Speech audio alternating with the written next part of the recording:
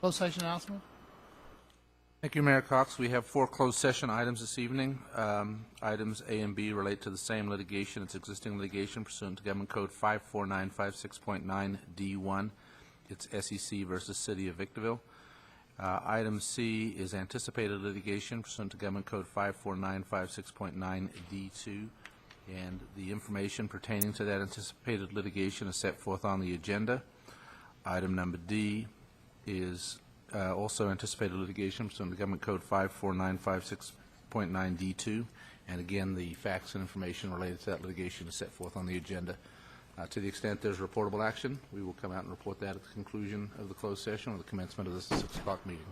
Thank you. The reason I didn't go through the notice of individuals who want to appear, there's no one here. We are going directly into executive session. If there's no questions from the council members, adjourn to executive session. Now we're back.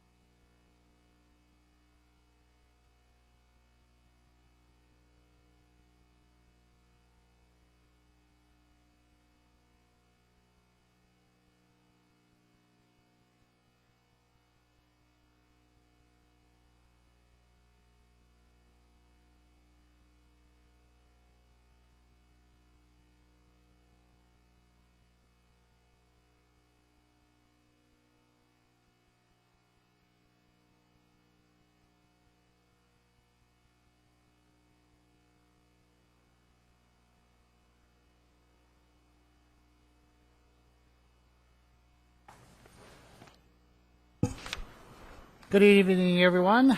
This is the regular city council meeting at 6 o'clock. We met at 5 o'clock, and we went into executive session. We came out of executive session, and therefore I'm going to defer to the attorney. You want roll call first, Madam City Clerk? Councilmember Garcia. Here. Councilmember Kennedy. Councilmember Valles. Here. Mayor Pro Tem McEachran's absence is noted. Mayor Cox. Here. And now we'll have the closed session announcements by the city attorney.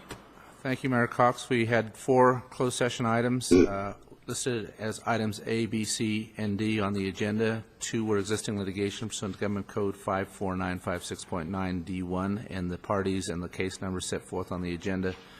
The other 2 were anticipated litigation, both pursuant to Government Code 54956.9 D2, and the facts and circumstances pertaining to the anticipated litigation also set forth on the agenda.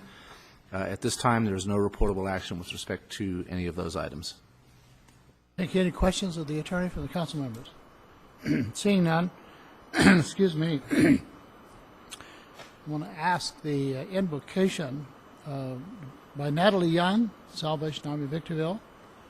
If she will come forward, please. And then she's going to ask you to rise for the invocation. I'm going to ask you to remain standing for the Pledge of Allegiance by Police Chief Sam Lucia. Let's pray. Our precious Heavenly Father, we come before you this evening, Lord, and we ask you to be with us as we discuss the concerns of this city and this community. And we ask these things in your name. Amen.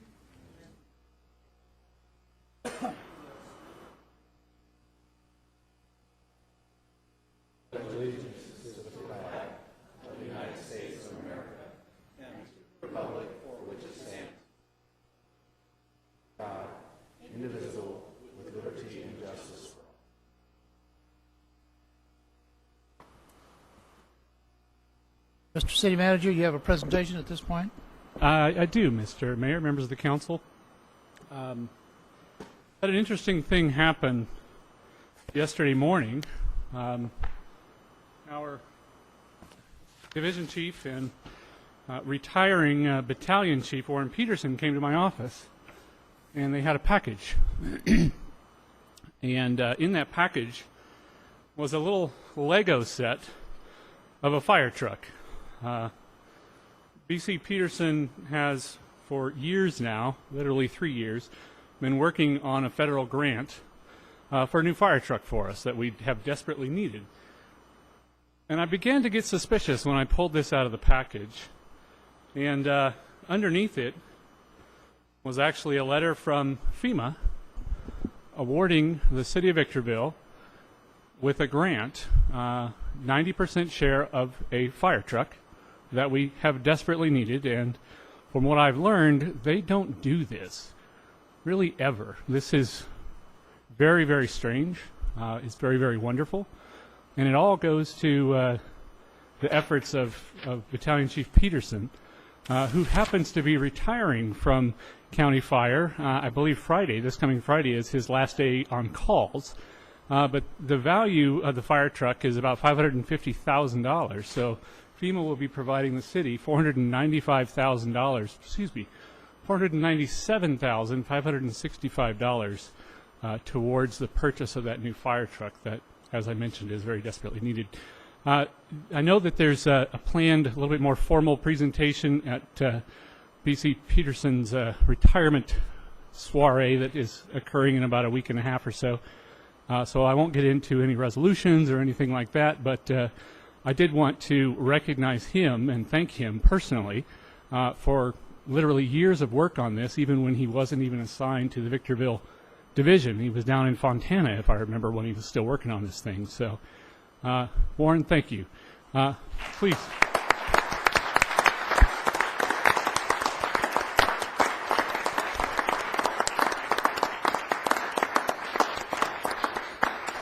Warren's a friend of mine, and I'm proud to call him friend, but I wanted to give him a few minutes just to talk about the grant process and why he thinks we were awarded this grant.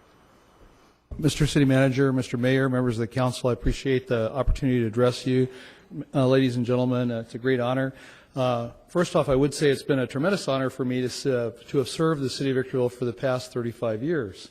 I started here as a paid call firefighter January 1st of 1979. And I remember the city manager, who's now a mayor, who had a bit more hair and it was much darker in color in those days. But with respect to the grant, the U.S. Fire Administration has about $3 billion a year in the Assistance to Firefighters grant that they give away to fire departments across the nation. So these are grant funds that are available for fire departments across the United States to apply for. By and large, the majority of these funds are allocated for public safety items, as in, or personal safety items like firefighter structural turnout gear, breathing apparatus, radios, things like that. Vehicle acquisitions are the hardest section of the grant to be awarded, and I would say probably in an average year they maybe give away 30 fire engines, maybe 35, something like that. So while it happens, it's typically to much larger municipalities. I think Detroit got 2 this year, and we all know the financial constraints that they're under. But with the City of Victorville and the needs and the financial constraints that the city's budget's under, I felt it was appropriate to make an attempt to apply for this. And I really feel like it goes back to the council, especially the council members of the City of Victorville that were here in 2008. And what I'd like to say is, back in 2008, when the national economy imploded and Victorville's financial situation was precarious at best, the City Council of Victorville made the commitment to protect public safety. There were some tough times, and as a city employee for a very long time, I felt a lot of heartache for the layoffs and the challenges that the city faced back in those days.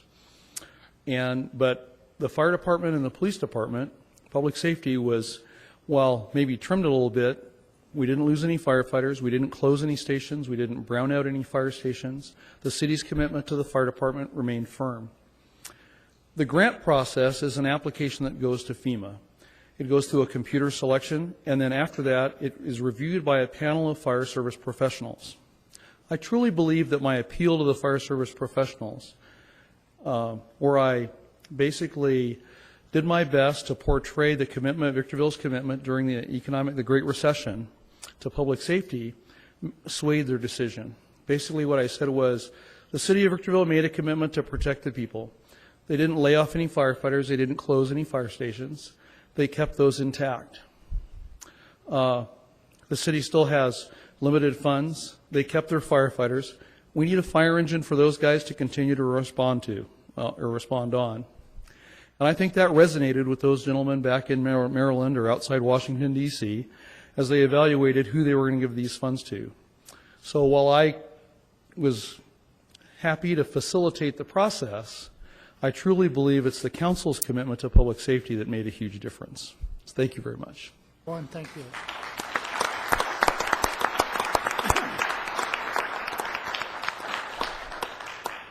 I'm just curious, how long did you work on this? About 2.5 years. 2.5 years. What a wonderful bar to set for employees who are going to retire in 2.5 years to bring us a grant that they can. We really appreciate it. We really do. Thank you. Madam City Clerk, would you present this agenda to the City Council, please? There are 3 revisions to tonight's agenda. The first one is on agenda item B5, a revised list of unpaid fees for sanitation. The second is agenda item B6, a revised list of unpaid fees for water. The third item relates to agenda item D4. The governing body listed should be the City Council awarding a contract rather than the Victorville Housing Trust Board. And those are all the revisions I have, Mr. Mayor. Thank you. If there are no questions, we will continue with the council agenda. First item on appeal hearings, as I recall, there are none. Second item would be public hearing. On the first item, City Council public hearing called to hear arguments for and against amending Appendix A of Attachment 1 to Ordinance Number 2315 to add a special condition clarifying the function of the public purpose program charge contained within the gas service rate schedule for Victorville Municipal Utility Services as set forth in Resolution 14-036. Are there any questions of staff before I open the public hearing? There are no questions. I will open the public hearing on agenda item B1. I do not have any cards for anyone to speak on that. I do not see anyone approaching the microphone. No objections from the council. That public hearing is now closed. You have before you a resolution of the City Council of the City of Victorville amending Appendix A of Attachment 1 to Ordinance Number 2315 to add a special condition clarifying the function of the public purpose program charges contained within the gas service rate schedule for Victorville Municipal Utility Services. Chair's open for motion.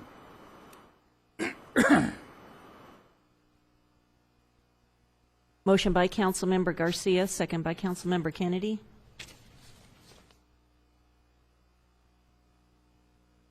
Motion carries with Mayor Pro Tem McEachern absent. Second public hearing, item B2.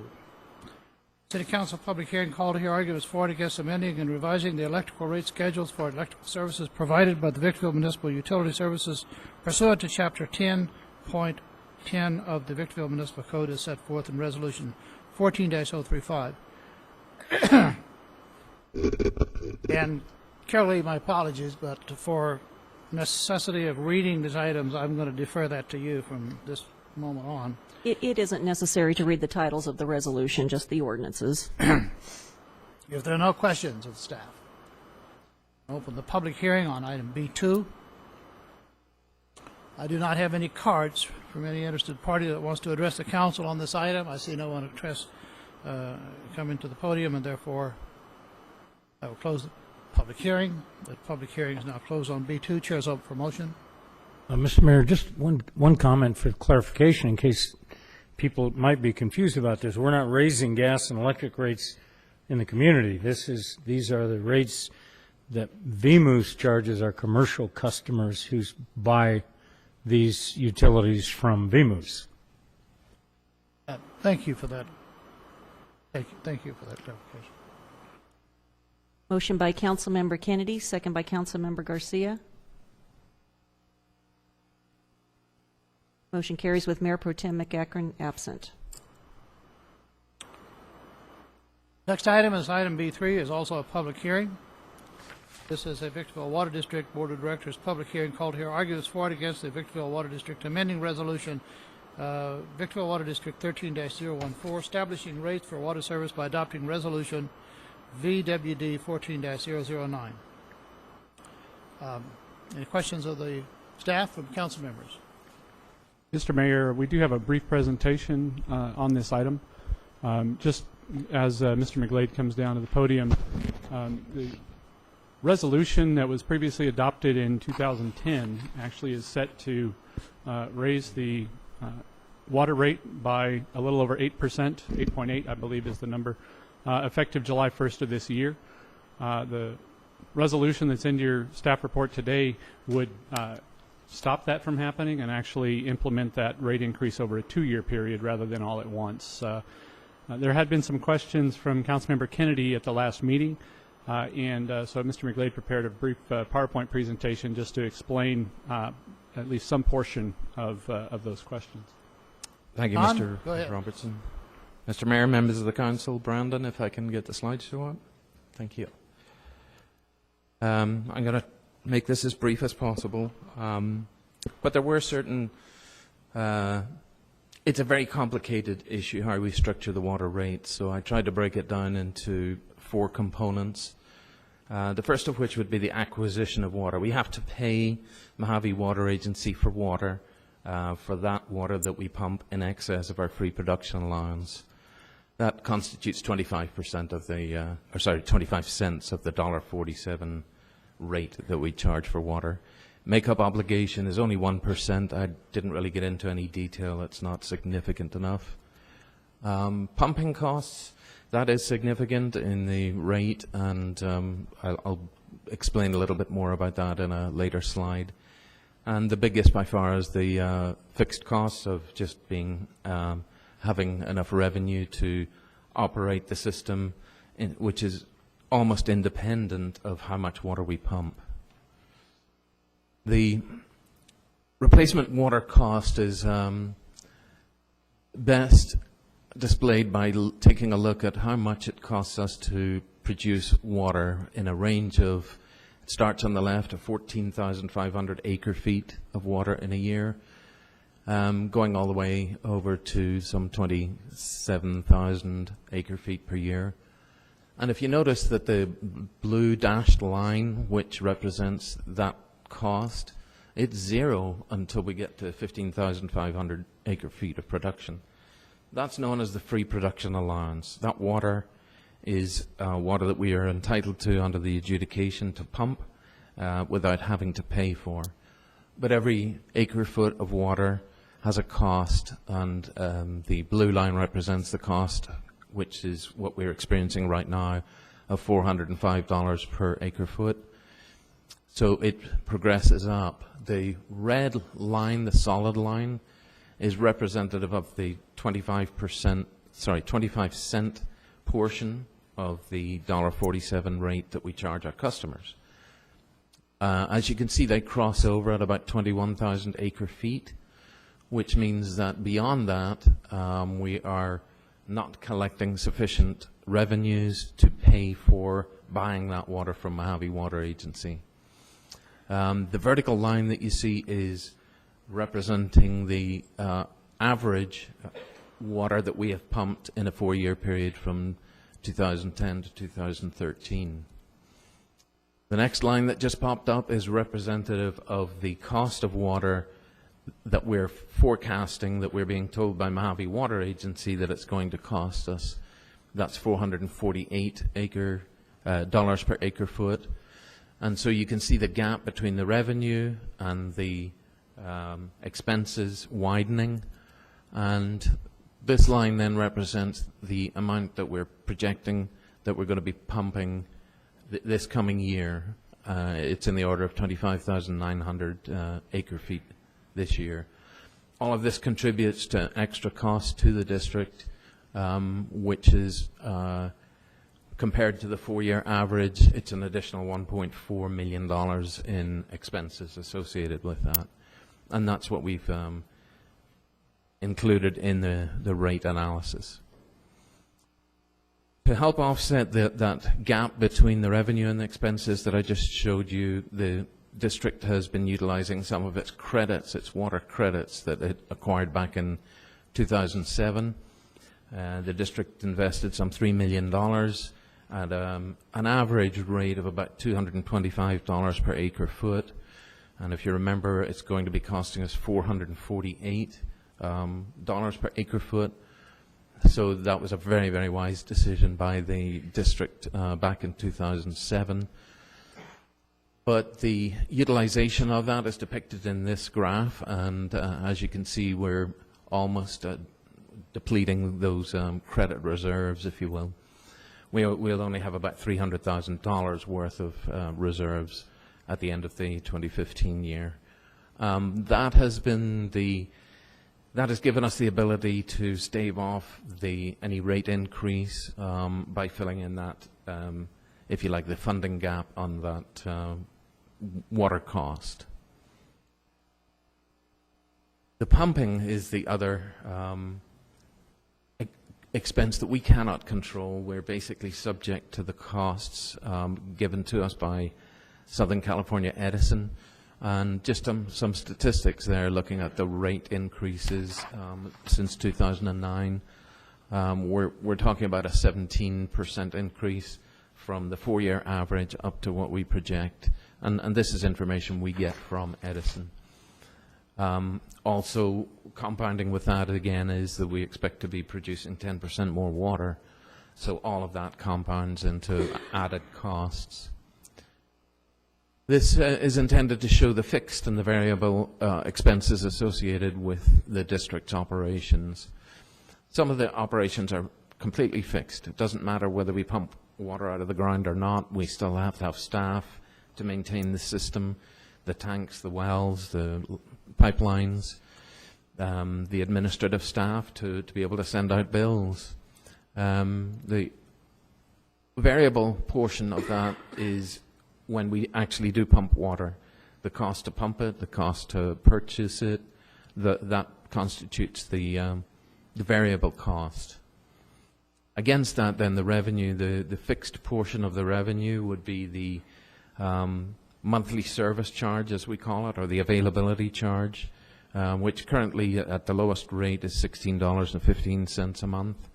And it will only vary if the user then pumps in excess of a certain rate, so it's a tiered rate. But the actual cost of the water consumed is the $1.47 rate, and that constitutes the variable rate. To understand the fixed rate then also, that is whether somebody elects to use water or not, the district is entitled to charge a base monthly fee for that fixed portion. And as you can see in the last slide, we collect about half of what it actually costs by way of maintaining and operating the system. And just to touch on a few of the other reasons why we're recommending a rate increase, one of the biggest things is the capital improvement program. That is some $7 million projected for this year, and it is driven considerably by the fact that we have deferred some capital improvements over the past 3 or 4 years based on budget constraints. But the California Department of Public Health has really given us a wake-up call and indicated to us that there are deficiencies that really need to be taken care of. And so we've taken note of that, and we're proposing that the capital improvement program be to include a lot of the deficiencies that were a lot of the deficiencies noted are minor, but the major ones are things that we really need to be taking care of, and that's the main reason for the rate increase. That completes the slide show. Thank you, Sean. Are there any questions of Mr. McGlade and the council members? This is still ongoing public. Yeah, Mr. Mayor, I do have one. I'm passing notes back and forth with Councilmember Wise. Sean, you know I've been a critic of this whole thing, and I know Ryan is opposed to rate increases at all. Could you talk a little bit about our obligation for repair and replacement, not improvements in the system that expand capacity or allow us to grow, but simply the issue of replacing existing main lines, tanks, valves, because what I'm beginning to see now is that we're deferring some of that maintenance because of our rate structure, and that we're heading down a path that we don't want to go down. Yeah, I mean, to comply with health and safety codes, the California Department of Public Health has basically looked at the programs that we have, and they've alerted us to the fact that some of those programs are not being implemented. And that's been ongoing for a couple of years. And while they note in the report that it is due to lack of staff, we read between the lines, and we see that their patience is running thin, that they are going to be giving us more severe conclusions in the report. We believe that we need to be fixing the older part of the system where it's leaking. There's a minimum line size, as far as the California Department of Health is concerned, of 6 inches. We have quite a number of steel 5-inch pipelines in our system. They leak, and it's costly to go out in the middle of the night to repair the leaks. So we're including in the capital improvement program monies to go out there and try and stay ahead of that and do some replacements. For example, in the Old Town, there are certain parts of the system that we're working on trying to replace that and get it upgraded to the minimum and get rid of the old leaky system.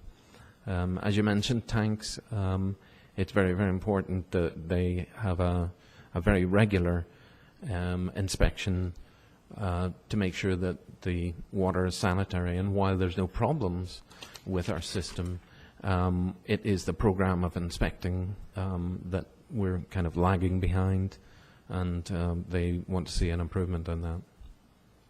And while we've got, maybe 15 million in reserves, this spending plan on capital projects is 7, 5, 6 million Right. every year for the next 5 years. Those reserves just can't handle that. That's right. I mean, the industry standard, as I understand it, is that we need to have somewhere between a half a year and a full year's worth of operation costs in reserves, and that would put it at around $14 million. So while we're there, we're going to get into deficit spending without a rate increase, and then we start to dip into something that's lower than the industry standard. Other questions from council members? I have a couple of questions. We noticed that the electrical rates continue to go up. We generate electricity, we sell it. We can't sell it to ourselves. We can't lower the pumping costs by having some kind of an exchange with Edison to provide electricity in exchange for using their electricity, or either provide the electricity to the pump sites. That's a very complex question. Sean, let me take a stab at it. Okay. It's not impossible, but it's extremely difficult to extricate yourself from being an Edison customer. You have to pay exit fees because Edison's system is based on they were going to provide that electricity. So they have built infrastructure that would do that. Additionally, to the extent that the pumping costs are at various locations throughout the city, the capital cost with extending our own lines there or extending services there probably would not benefit us, even though our rates that you approved earlier are still 13% below Edison. The capital costs, it just wouldn't pencil. It is something that we would like to take a look at in the future for a lot of city facilities, but it's going to come at a cost. I agree with you 100%. I just hope that sometime in the future someone will, if they have some time, will do a cost-benefit analysis of that idea just to see if it's worth considering it for the future. The other question I have is in regard to the treatment that we had to provide because of some things at our current well sites. I can't recall what it is that we had to buy about $16 million worth of capital investment to treat. My understanding is that with the RQ project, we don't have to treat. Is that? That's pretty close. The arsenic treatment facilities that the district paid for, I think, was $18 million to meet the very, very radical change in the maximum daily limit of that constituent of water. The benefit of R cubed is more to do with the blending capability, because the arsenic levels in the state project water are much lower than what we pump from the aquifer, and by blending rather than treating, it becomes very cost effective. We receive the benefits of that, and it allows us to virtually shut down a couple of the arsenic treatment facilities. We certainly are taking more and more R cubed water and getting more and more of it into our system to that end. Last question is, I believe that staff has looked at the rates and capital improvements that are needed and recommended an increase. The council has denied that. Is this the third year this has come before the city council? I think it's been denied 3 times by the council. I believe the original authorization for the rate to increase to the just over 8% was in 2010. 2010, okay. So this would be the 4th time that it's come back, and the previous 3 times or 4 times, whatever it is, the staff has recommended a deferral. At this point in time, given the report that we've got and the work that's needed to be done, staff is recommending. And I'm glad you asked that question, because I did want to clarify. Maybe it's semantics, but as of right now, the rate is currently set. Was done by another council, but the rate is currently set to go up to by 8.8% effective July 1st. So the recommended action is to approve this resolution and only have it go up by 4.17% rather than the 8.8 it's already scheduled to go up. Of course, if it's the council's desire, and I think it is, should you choose to do that, we would take another hard look next year. Because at that point, the additional 4.37% would be ready to be implemented July 1st. We would take another hard look at that with next year's budget to see if that could be deferred at all. Mr. Mayor, can I ask Sean one question? Could you go back to your very first slide? If Brandon can help me out here again. I'm sure it's coming. Where you had the various levels of production? This is just some, no, next one. Yeah. Kathy, you're in the audience, so you nod your head or shake your head if I say something that's wrong. Because Kathy and I and Jim Cox were on the Water District Board. I came onto the board about the year 2000, and as I recall, our production in 2000 was right at 15,000 acre feet per year. Okay. When the water district merged with the city in 2007, I believe the production had gotten to about 20,000. So in that 7-year period of time, the production increased by a third. Mm-hmm. And that was because of all of the development and the construction. Sure. We were issuing 2,500 new meters every year. And we were raising the rates consistently 3 to 4% every year, whether we needed it or not. We just were building reserves. We were looking forward at that, all that additional capacity and so on and so forth. Jim Cox argued with us more than once on that point. Since the city's taken over the water district, I'm not sure there have been any significant rate increases. Do you know, Doug? There may have been one. I believe that when the issue that's before you tonight, I believe when it was first went through the Prop 218 process, through the voters and everything, I believe there was one rate increase that was implemented, and then from that point on, everyone has been deferred. So in 7 years, we've done one, whereas before we were doing them annually.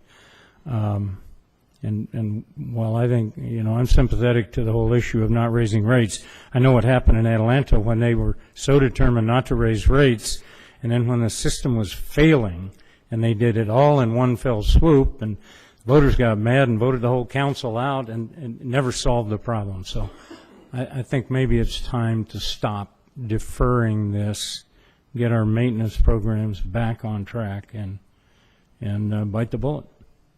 And we all have to bite that bullet. Since we're still, this is part of the public record, I just want to make the comment that I have heard all the discussions from the council members being very cognizant and aware that we went through some really difficult times. People were losing their homes. People were losing their jobs, and irrespective of the financial condition that appeared to be a little bit negative each year, there was an adamancy by the council not to make it any more difficult on the public and defer this as long as they could. And there's some arguments that it probably should have had some increases and not totally deferred, but I agree with Councilmember Kennedy.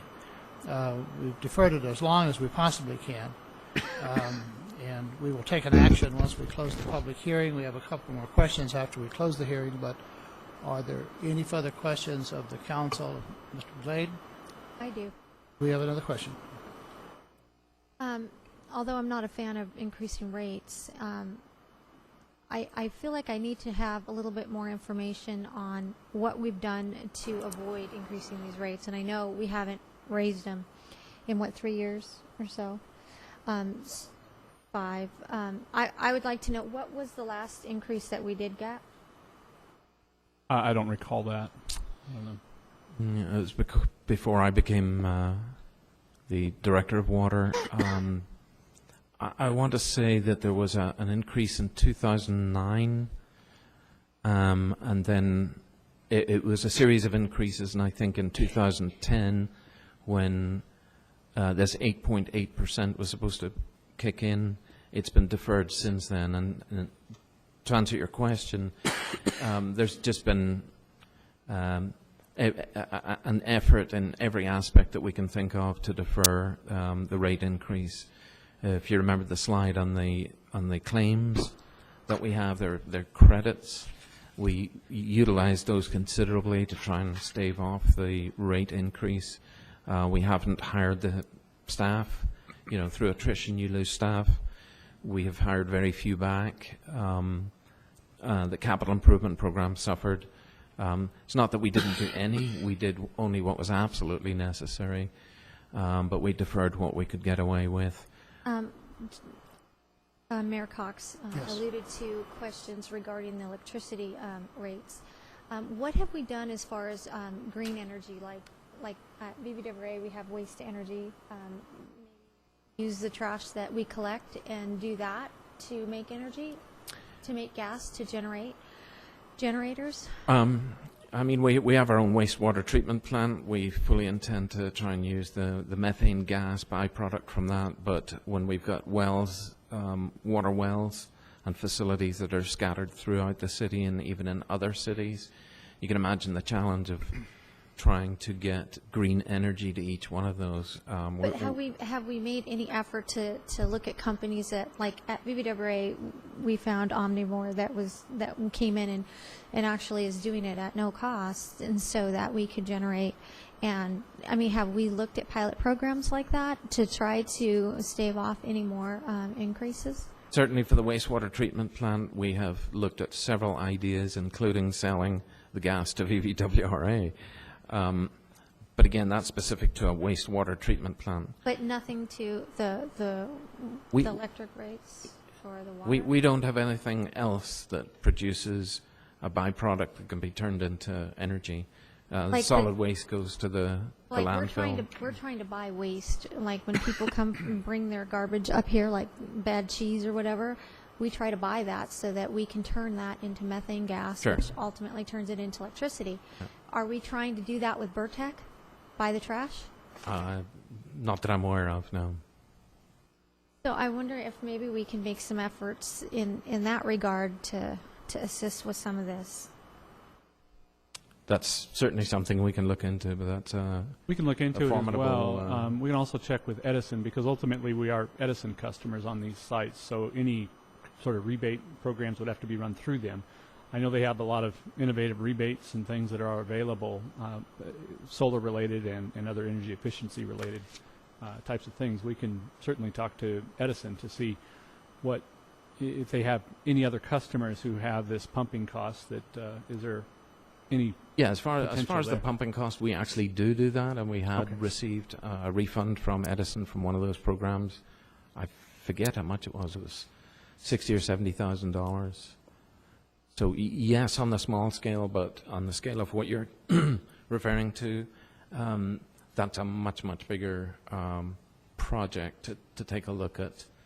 Waste to energy is basically what you're talking about, and how we can get it in. How we can get it into our ownership and then use it or trade it or whatever. Mm-hmm. That's a huge question, but it's not a bad question. It's a good question.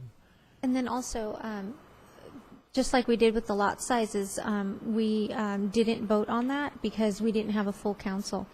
And a rate increase is a pretty serious item, and I don't think that we should vote on it without Ryan here to hear him. We're going to finish the testimony in regard to the public hearing section, close that, and then in deliberations, that is an excellent question to bring up. We'll discuss it at that time. And just to clarify on that issue, the rate increase is already set to be implemented as of July 1st. Thank you for that. Yeah, thank you for that clarification. Are there any other questions to Mr. McGlade?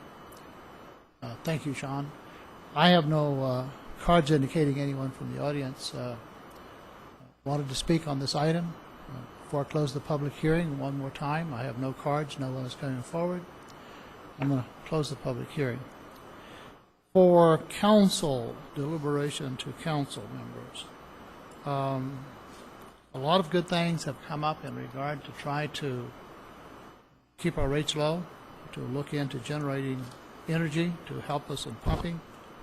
I believe that staff will take those seriously, as they always do, and go back and look for additional ways. And with our sewer treatment plant becoming more, as we receive more volume, I know they're looking into potentials of generating some energy through that, so I know they'll continue. Councilmember Vias has raised a question. When we talked about rates and the people being affected, wanting all the council members to vote on that, we have a council member absent, but the question is, do we have any council meetings between here and July 1 where all council members are going to be present? No, we will not have a full council for the meeting on June 24th either.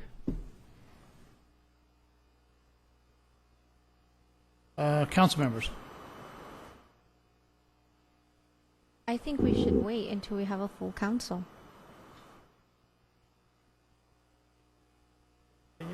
Ms. Fox? Well- Or Ms. Garcia? I understand that we have to have a vote before July 1st. What will happen if we don't have a vote before July 1st? If there's no vote before July 1st, the rate would increase by 8.8% effective July 1st at this point in time. Oh, We can't make a motion now to stop that rate increase?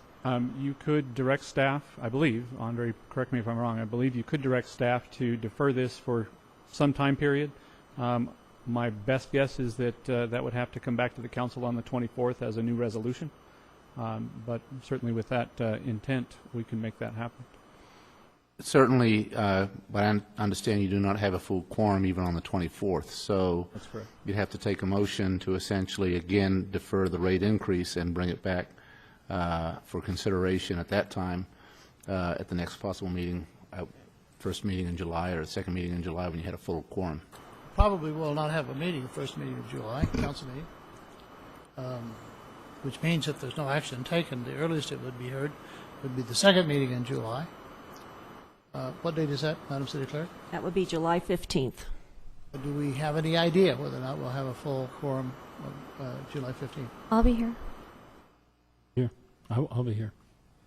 I'll be here. I will be here. Is it the wish of the council then, when we're setting rates that affect every individual in the city that uses water, that we have a full council? That has been kind of a policy where we can adhere to it.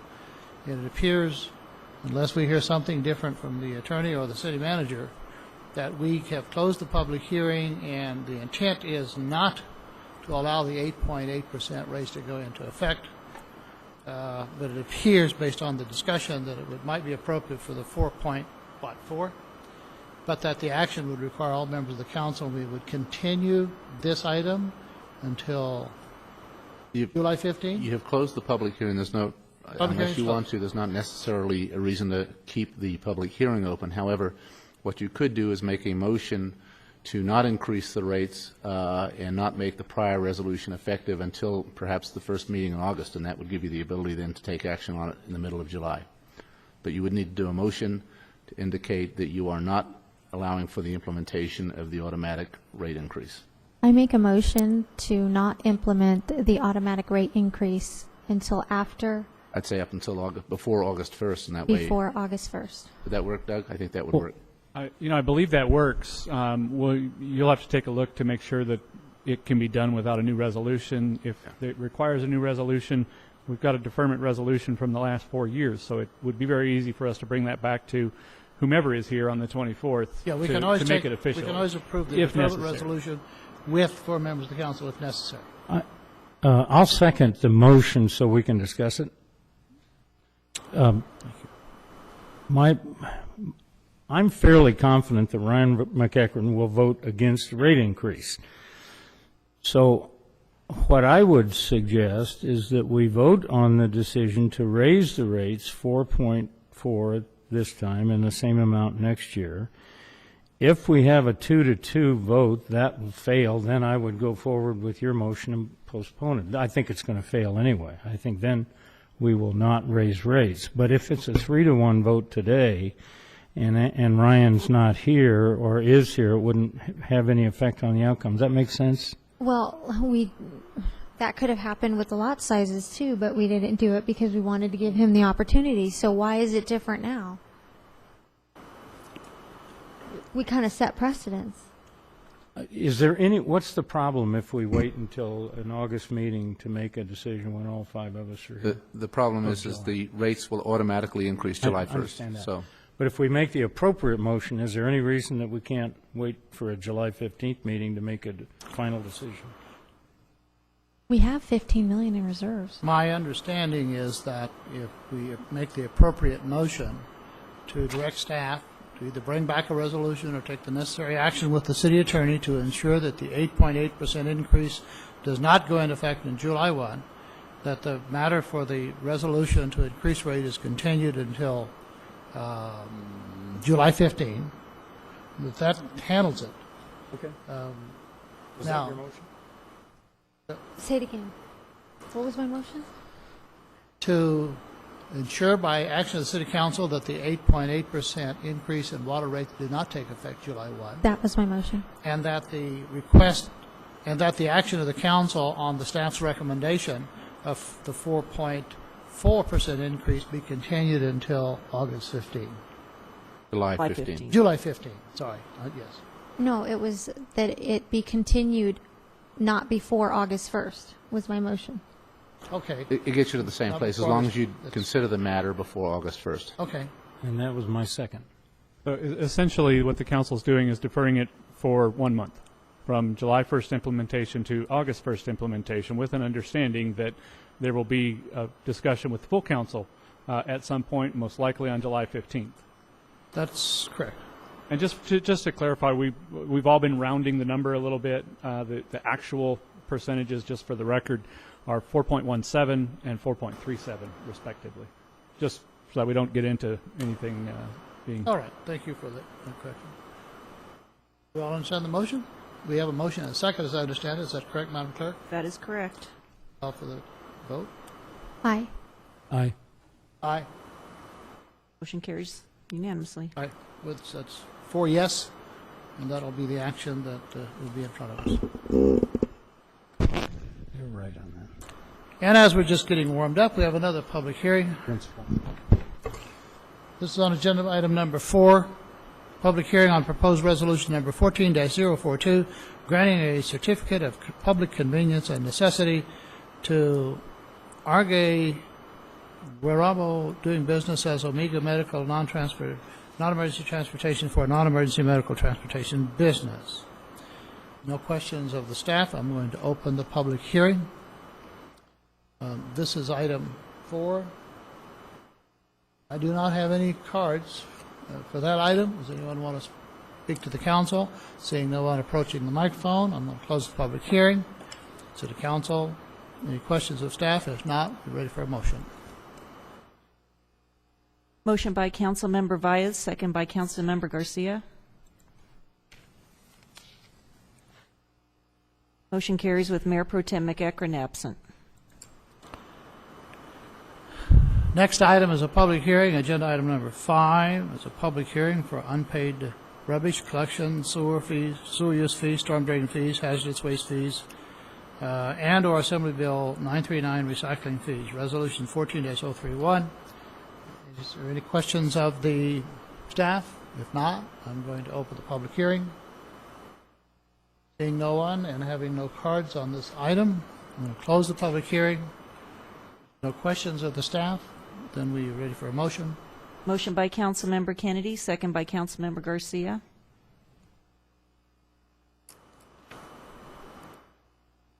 Motion carries with Mayor Pro Tem McEachran absent. Next item is a public hearing, very similar. I probably could have held these at the same time, but I want to keep them separate for the record. And this is a public hearing for unpaid water bills, resolution number Victorville Water District 14-007. I want to open the public hearing. I have no cards in front of me for individuals who wish to speak on this.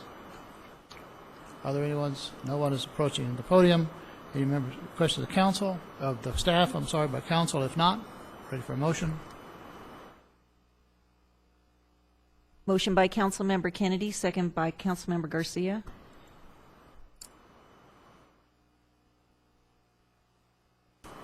Motion carries with Mayor Pro Tem McEachran absent.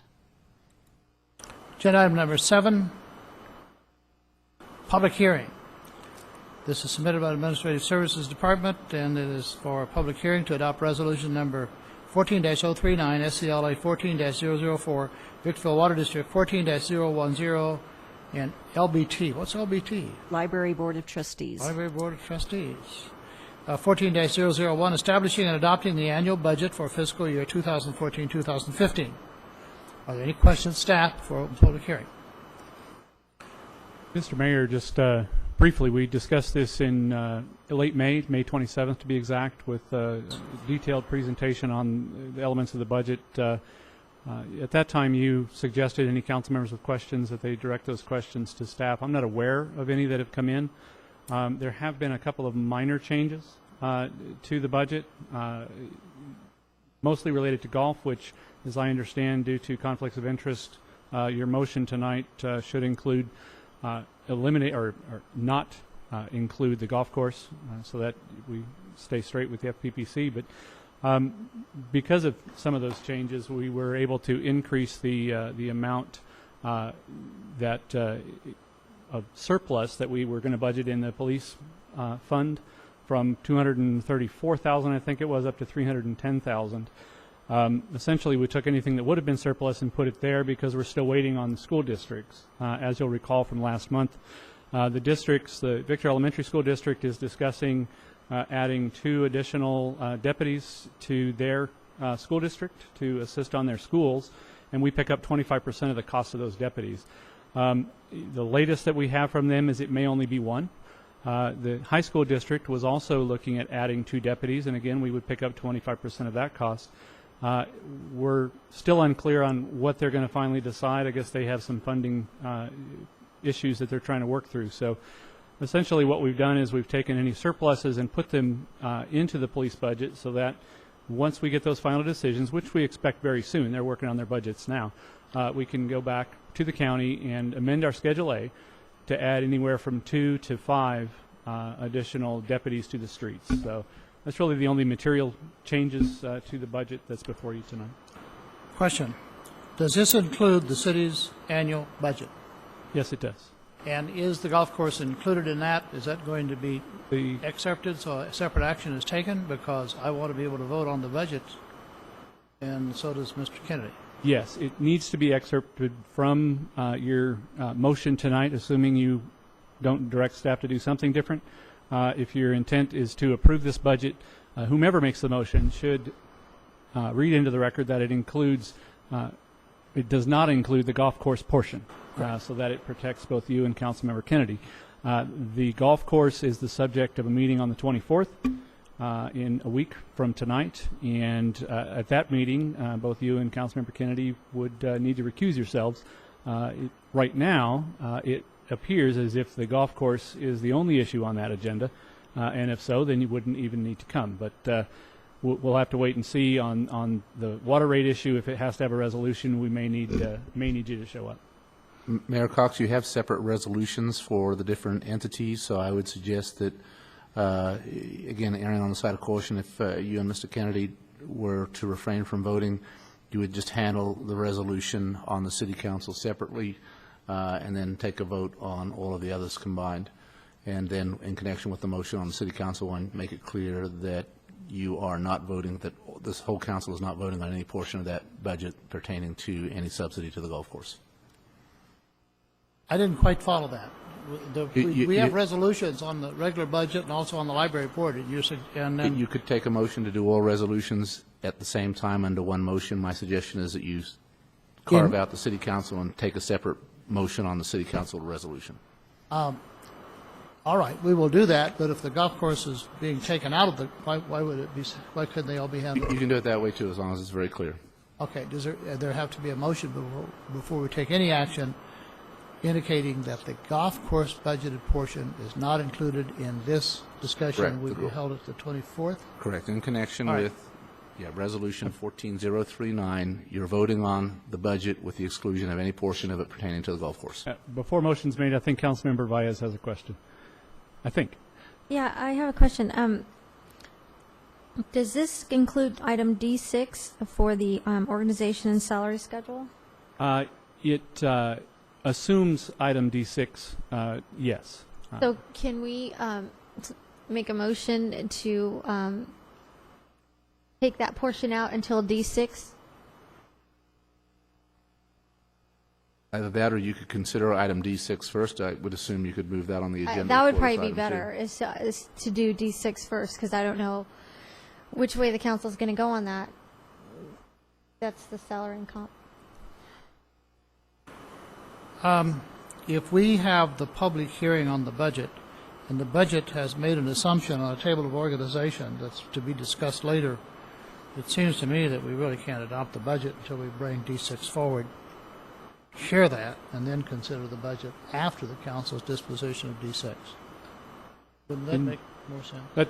That's fine. We can schedule it that way, not a problem, or hear that first. In future years, our intent is to have the table of organization be presented as part of the budget, all one item, so that that issue doesn't come up. I understand, and it seems to, for example, it would appear, just for clarification, if the city council approved the budget and that's included, it's already been included before we've ever discussed it, technically. And then we'd have to argue to undo a motion that's already been made. So if there's no objections from the council, and if it's approved by the attorney, can we bring D6 forward because its relationship to the budget? Yes, you can change the agenda formation and take D6 right now. You have not opened the public hearing yet on this item, so... Well, we'll consider this as D6 will become this item A, so that we take an action, and then whatever action it will be, the budget may or may not be amended by the action of the council. If the council agrees, you can all just hold off on any decision on the budget item right now and consider item D6. Okay, as I said before I opened the public hearing, questions of staff, and the questions was, can we consider item D6, the 2014-15 table of organization, table of compensation.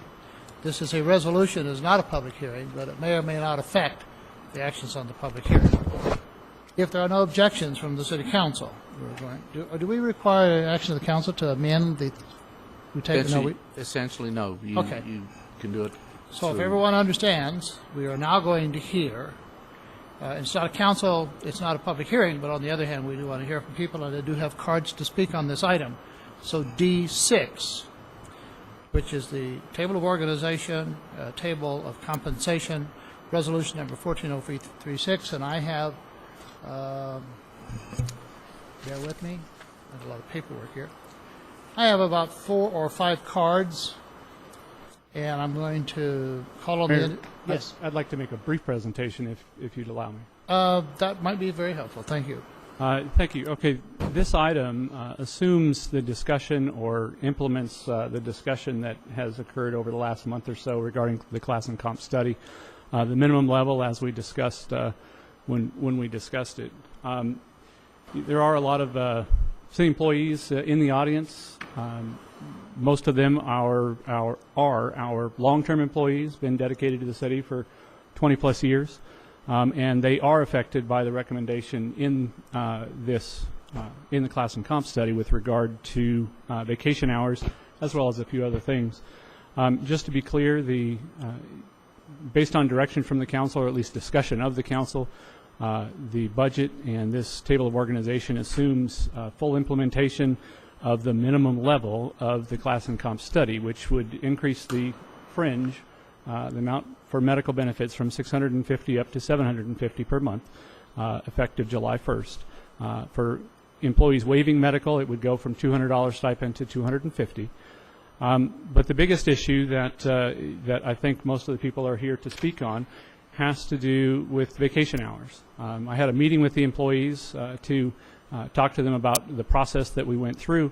They weren't happy about it before, during, or after the meeting, and I understand that. I made some statements in there that I have since learned were incorrect, and I'd like to apologize for that.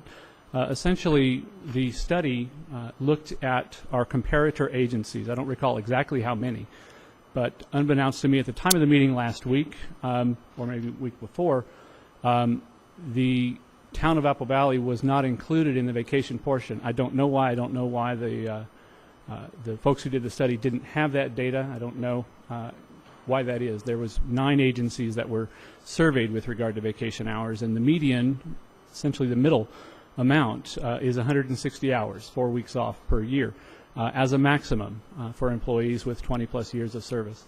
The current benefit that Victorville employees enjoys is 247 hours. So that would be a significant reduction if it were to be implemented. Since that time, in fact, one of the things that the employees requested that I do is to take a look at any other options, such as grandfathering in, and also to continue to look at some of the other agencies in the high desert, because they knew people, I was unaware of this, but they knew people who worked for other agencies who did, in fact, receive more than 160 hours of vacation each year, more than 4 weeks. My comment to them was that essentially the median was 160, and that I could not argue for anything more than 4 weeks off per year, but that they were welcome to come and do so. I think that's some of the cards that you have submitted. Since that time, we have learned that the town of Apple Valley maxes out at 240 hours. Adelanto does as well, and Barstow maxes out at 208 hours. 208 or 80? 208. Although Barstow and Adelanto, because of size, weren't comparator agencies. Can you convert that to weeks, Doug? I'm no good with math in my head. Gosh. That's 6 weeks off. 240 is 6 weeks off. 208 is 5 and a day, I think. So anyway, the discussion that I had with the employees, they weren't happy with, but I struggle to recommend that any employee, whether they're government or private, receive more than 4 weeks off per year. Understanding that some of them have had this level of benefit for quite some time, and it would be a takeaway, and I understand that. I simply couldn't argue for it, given the criticism of government salaries and benefits already, and given what the study said. If Apple Valley, which would have been the only comparator city, had been included, it really would not have changed the median. It would have changed the average slightly, but it would not have changed the median because that is the middle ground. They certainly aren't in the middle ground. What was Apple Valley again? Apple Valley is 240, and that's for 20-plus years of service. I think they've only been in existence for 25 years, so I don't know how many of them there are. Okay. Aren't they off every Friday, too? Apple Valley? Victorville staff. Victorville employees were on kind of an odd shift. We previously were on a 980 shift, and the employees understand it. Perhaps the private citizens who are here don't. It's essentially taking a 2-week period, and you work 9 hours a day for 8 of the 10 days in the 2-week period. And then for one of the days, a Friday, you work 8 hours, equaling 80 hours over a 2-week period. That's the 980. And then you have every other Friday off. In 2009, summer of 2009, when we were in the Great Recession, the council voted at that time to furlough the employees 10%. So the employees lost those 8 hours on the Friday. They don't come to work, but they also don't get paid for it. So their working hours went down by 10%, and ultimately their take-home pay went down by 10% at that time. So right now we are on essentially a 980 shift with a furlough every other Friday. That is the equivalent of 4 9-hour days, a 36-hour work week. If you recall, when we talked about the class and comp, there was a lot of computations in order to be able to compare our 36-hour work week with a 40-hour work week of the other employees in the other cities. So.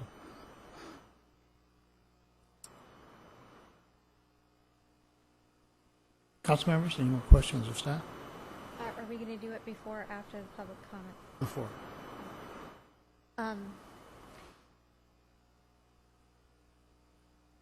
We're discussing the entire comp and salary survey, right?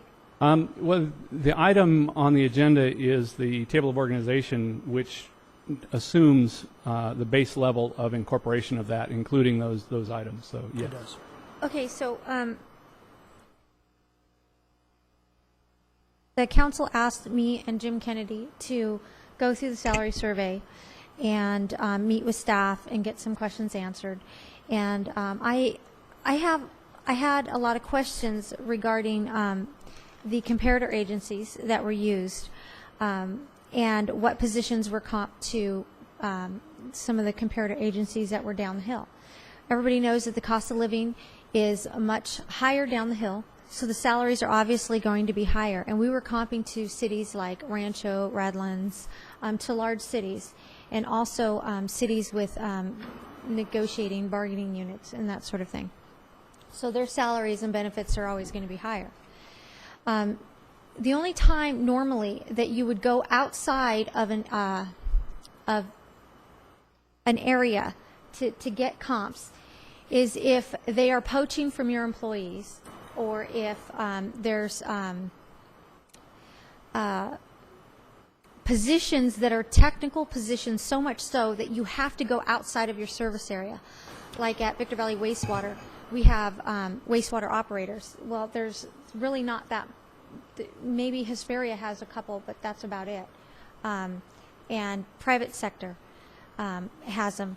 But so we would comp our positions outside of the service area so that we can get just those technical positions. What I found in this salary survey is that they were comping to agencies for positions that, you know, are a dime a dozen, that you can find anywhere in our service area. So that would inflate the numbers in the salary survey. So I had some concerns there. They use Mojave Water Agency. Mojave Water Agency has extremely inflated salaries, and they're really not justifiable with any comps in the area. But yet they didn't comp to Victor Valley Wastewater. So I had some concerns as to why that was. They didn't comp to Atlanto, but they were comping to Redlands and Rancho and to larger cities that pay more money to their employees. So that was a big issue for me. And then also the private sector. And there was some discussion between me and Councilman Kennedy regarding whether or not the private sector should be included. Well, here's the thing, is that in some cases, private sector is extremely low, but in other cases, it's extremely high, especially for management positions, because they don't pay retirement like you have in the public sector. So those positions, if they're comp to the private sector, could be inflated as well. So those were some issues I had. And there were some actual positions in here that I was concerned about,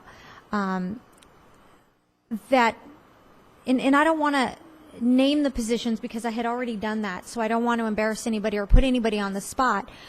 But I have the information, the staff has the information, and a position that was a pretty mid-level position was being compared to directors' positions in other larger cities, which kind of boosted up the salary almost $30 an hour, according to the salary survey. So not saying that that's where the city decided to set those positions at. They decided to set them at a much lower rate, despite what the salary survey said. So then that brought up other questions for me. What is the purpose of this salary survey if we're not going to use the information correctly and put the positions where they belong and comp those positions to actual job descriptions? And then when I went to the website to see what this actual position was doing, there was no job description on the website for 50 or more positions that I found. The job descriptions were not listed on the website. So I was not able to see what this position actually does and if it was correct for them to comp to a director's position. So, and people are probably thinking, well, how do you know so much? Well, this is what I do for a living. So I know a lot about personnel issues. So then that draws me to another question that I have that's legal, and I don't know the answer to it. And we have a new law that was signed into, that was enacted, and it was called Equal Pay for Equal Work. And how does that affect not using the salary study? If we adopt this, is there any type of liability there where they say this position should get paid this much money, but yet you're only going to pay them this much money? Is there a liability there where they can come back and say, hey, I'm actually doing the job. You adopted a survey that says that I'm doing this job, and these are the comparables that you say we should use, but yet you're not paying me what I should be paid. So I caution the council to get all of these issues resolved before we move forward, because we could be walking into a lot of liability.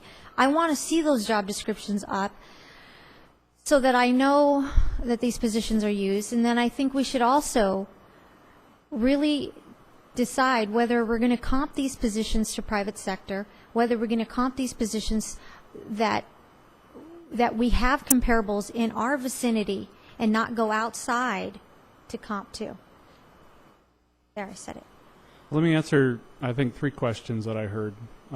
Regarding the cities that were used, when PSPC was hired back in, I think it was January of last year, not this year, the comparator cities were discussed at that time, and ultimately they were charged with finding cities that we compete with for talent. So those cities that maybe are poaching. I don't know the exact methodology that they use to determine that, But that's essentially what they were looking at, was trying to find out where might our employees be going to if they're leaving Victorville, or what employees might we be trying to compete for with whatever agencies. They also attempted to include agencies who were in similar growth patterns to the city, which is why, and size, which is why Adelanto and Barstow were not considered comparators.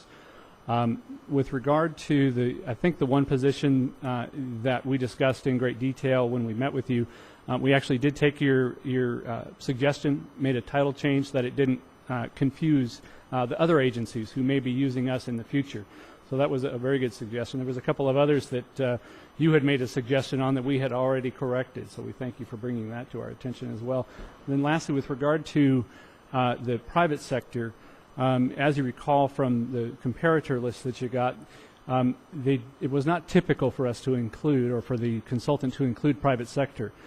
They did as best they could, compared jobs where we compete with the private sector, such as IT jobs and things like that where necessary, just to take a look at private sector to the extent that they could, but that was more from job advertisements than actual survey results, because private sector employers typically won't share that type of data. So I did leave that out. It was in my notes from staff to mention, but we did meet with you, Councilmember Valles, as well as Councilmember Kennedy, and incorporated any of the suggestions that we could. The last question that you had regarding the job descriptions, one of the tasks for PSPC was to rewrite our job descriptions because our job descriptions were so lacking. Some of them were literally done on typewriters in the 70s and had not changed. So that was part of their role. The job descriptions for any of the reclassifications, of course, wouldn't be posted yet because it hasn't been discussed and approved by the council. Okay, I'm not necessarily sure that it would be a council decision to approve job descriptions. I mean, it is what it is. If the employee is doing that, then Right. the job description needs to be posted before the salary survey could be done. Otherwise, the results wouldn't be correct, unless they do have the correct information and we just haven't uploaded them.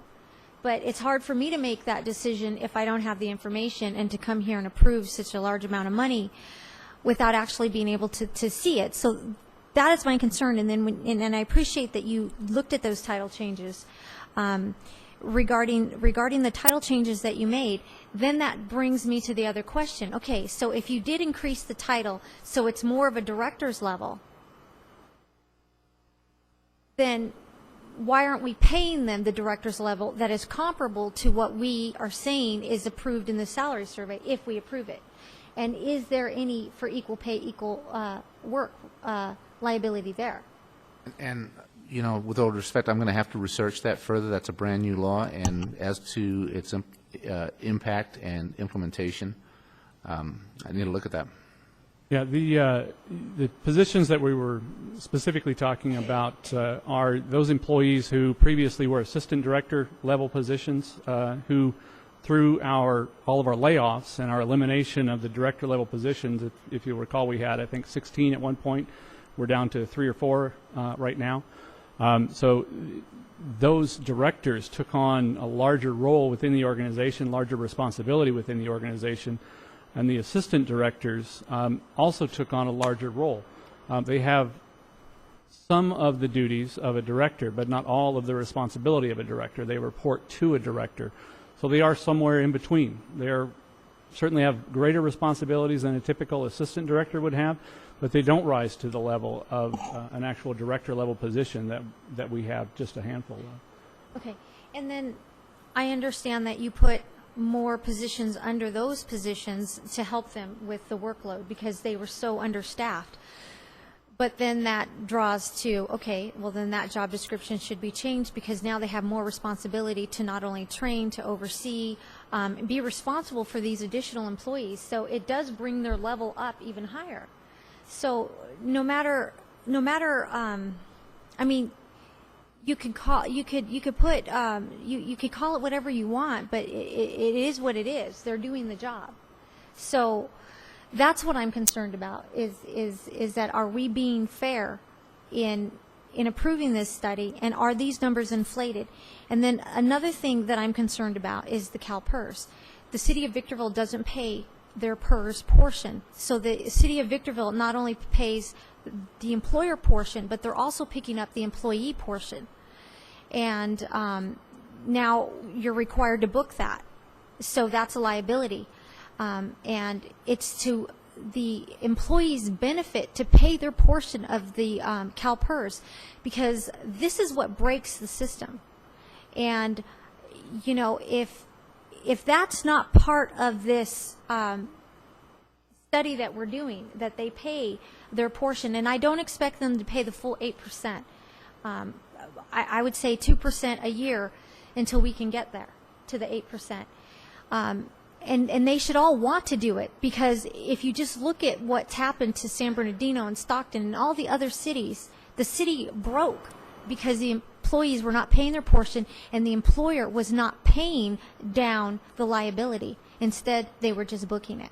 So, and that liability grows every year, and it gets even higher the more that you don't pay on it, and there's no payment plan. So that's what breaks cities. So if you want to make sure that you have your retirement, you should want to pay your portion of it so the city can start paying down their portion of it. And a lot of people feel like, well, I don't want to pay it. You know, that's just more money out of my pocket. It is, but it's going to ensure that your retirement is there. So you don't have to worry about what San Bernardino is going through, where they don't know if they're going to get it or not, or their pensions are being cut. You can go to the private sector and save on your own and get paid more money and be guaranteed your retirement because you're in charge of it. So that needs to be part of this plan, and I know that CalPERS is going to make us pay our portion anyways, you know, here shortly. At some point, they are. The law requires it within 3.5 years, but what we've learned recently is that the law is unclear as to whether that's a shall or a may. When it first came out, it was very clear in the press that it was a shall. But when the study was done, the agencies that we were compared to were literally all over the board. They were all in some state, for the most part, all in some state of having the employees pick up some portion. So it was difficult to find a middle ground with that, because some of them had done it completely, some of them had done a portion, others hadn't started yet. And then with the law being unclear, as we discussed last month, we felt it was best to get clarification on the law and discuss that at a different time, simply because everything was up in the air with regard to employees picking up the employee portion of the CalPERS. So that's what the recommendation is. Certainly, we can go back and take another look if that's the direction of the council. But at this point in time, we didn't think we had enough information to implement that with this study. Even if CalPERS makes you or doesn't make you, it's just responsible government.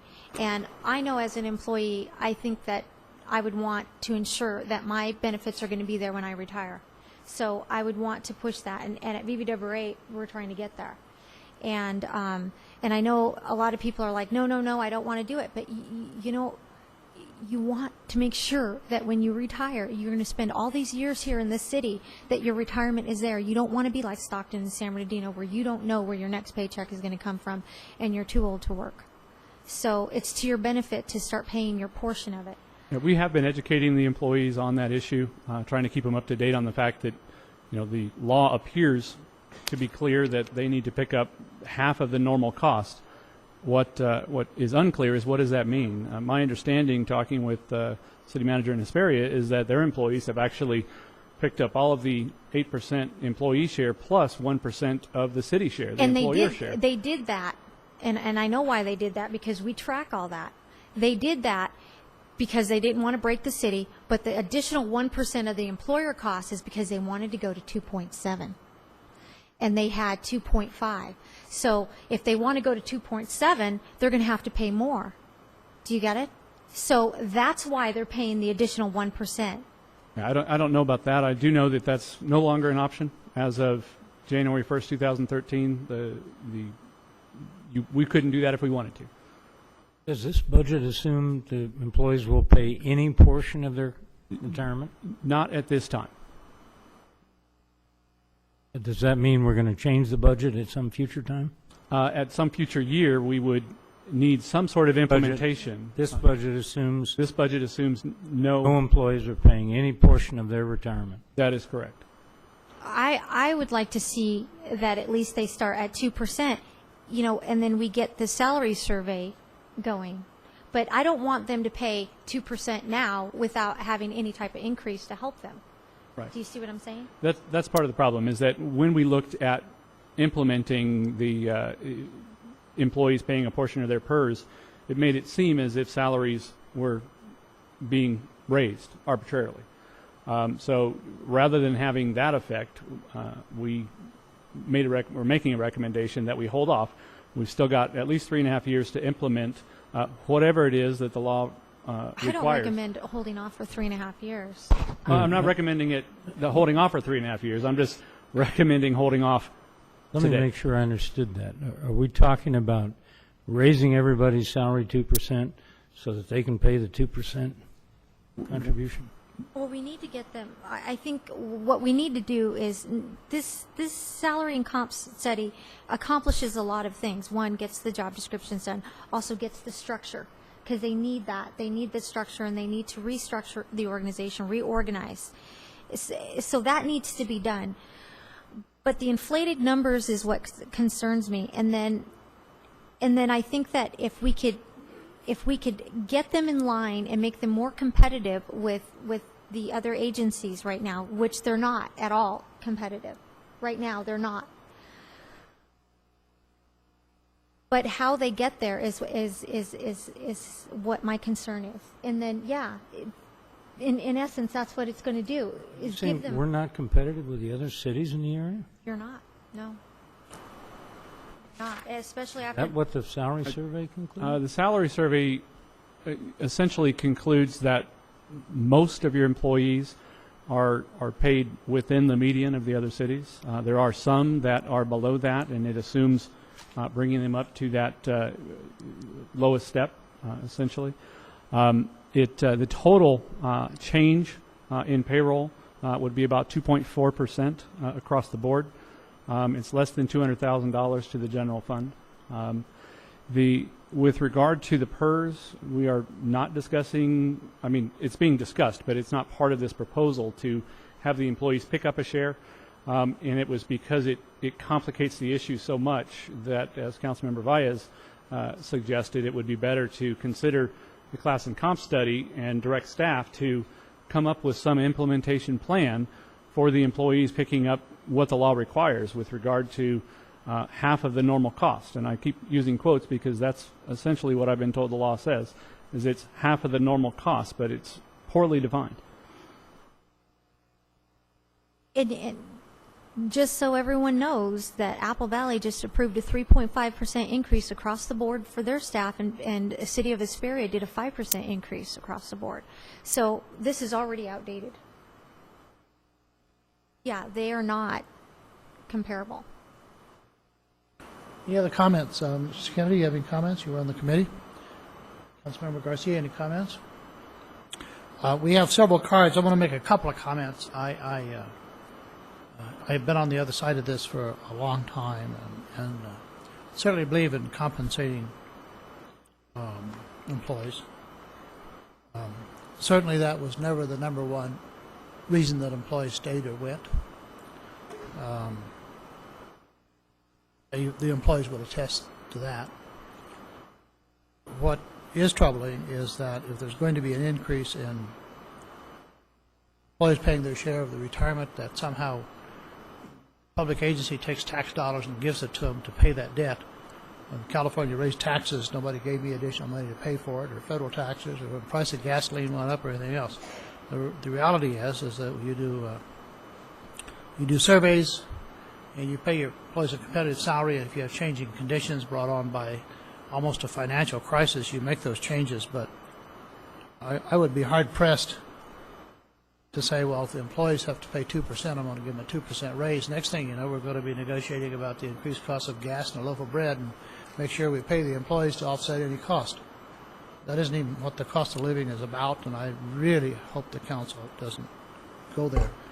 What I am troubled about is we have The normal procedure that I am familiar with is that you make the job descriptions as accurate as possible. You complete a job analysis in the cooperation of the employee. You complete the analysis and then you check it for error, correctiveness. You submit that to the legislative body for adoption because they do have to approve those job descriptions. And then once you have them correct, you do a salary survey. Because otherwise, it's an inaccurate salary survey. You can't possibly, if the job description isn't accurate, the salary survey can't be accurate. And that has bothered me from the first day I looked at it. The other thing is that I tried to, in the middle of this, I went on vacation. I couldn't avoid it. It was business and vacation and family. I tried to read the document that was submitted to us and couldn't. But I take their word for it that we were somehow revising our employees' salaries to look like they were working 40 hours a week to make them comparable when in fact they were working 36 hours a week.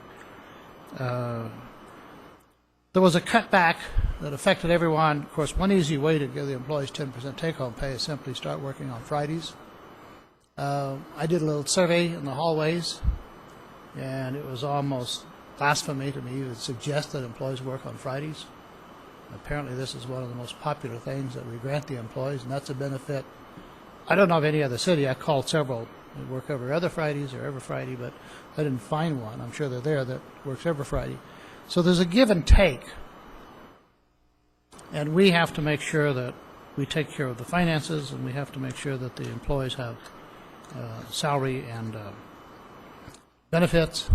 We have to be fair to the employees. We have to be fair to the taxpayers because we're taking money from them to give to the employees. So it's not an easy job, and we wrestled with this, and we have a Brown Act which does not allow 3 members of the council to have a discussion, which we really needed to have 5 members of the council. So we had 2 members of the council to serve as a committee, and they did a very good job, and they raised some very, very critical issues.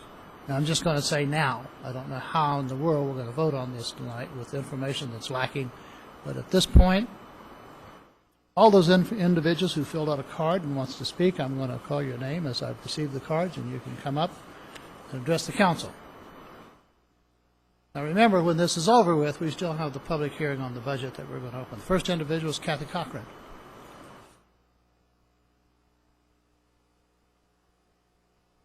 Thank you. First, let me say the results of the council decision don't affect me at all. The vacation, the time, the money, nothing affects me. However, the employees that it will affect are reluctant to speak to the council for fear of retaliation. As you know, I have had the opportunity to serve on the board with Mayor Cox and Councilman Kennedy. During that time, both have been involved in my persistent questions, answers, and research till I get the answers I need. After review of the Additional Information Council meeting agenda, May 13th, 2014, which is this document, I have many questions, too many to address in front of this group in the time allotted. However, I do have a few glaring concerns. First, I would like to express my concern over the many, many grammatical errors in the report, which immediately, for me, raise a red flag. There are also many incorrect calculations. However, the first one that comes to my list here is the Community Services Water Conservation Specialist salary. Conservation Specialist 1 current range of pay is 28 going to 36. Conservation Specialist 2 current range of pay is 30, staying at 30. I'm a little concerned about that. Engineering and Public Works have recommended supervisor positions with different recommended salary ranges. Engineering Traffic Supervisor recommended pay range is 40. Electric Supervisor, 37. Public Works Supervisor, 37.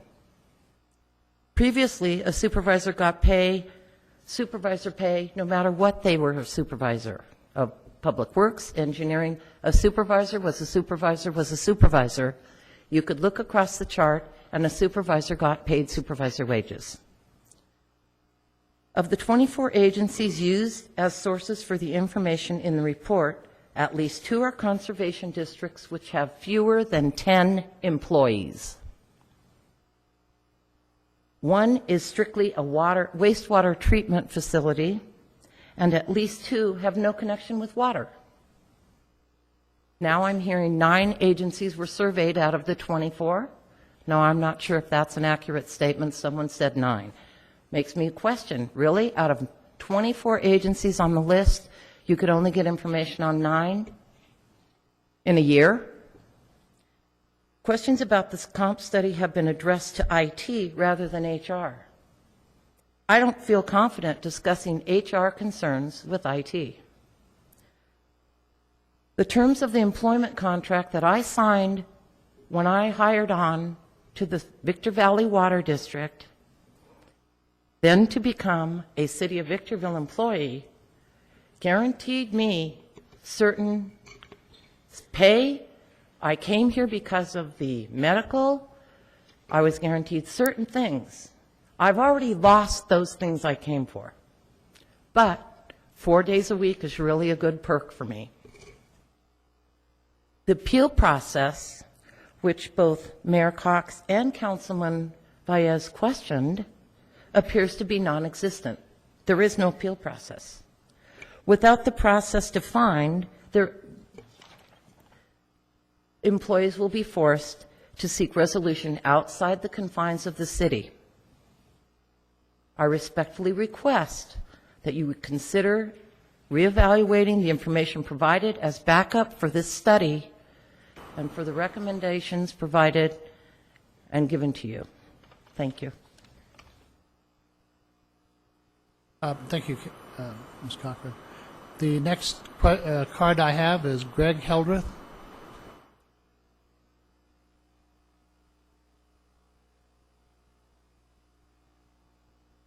Mr. Mayor, ladies and gentlemen of the council, my name is Greg Heldreth.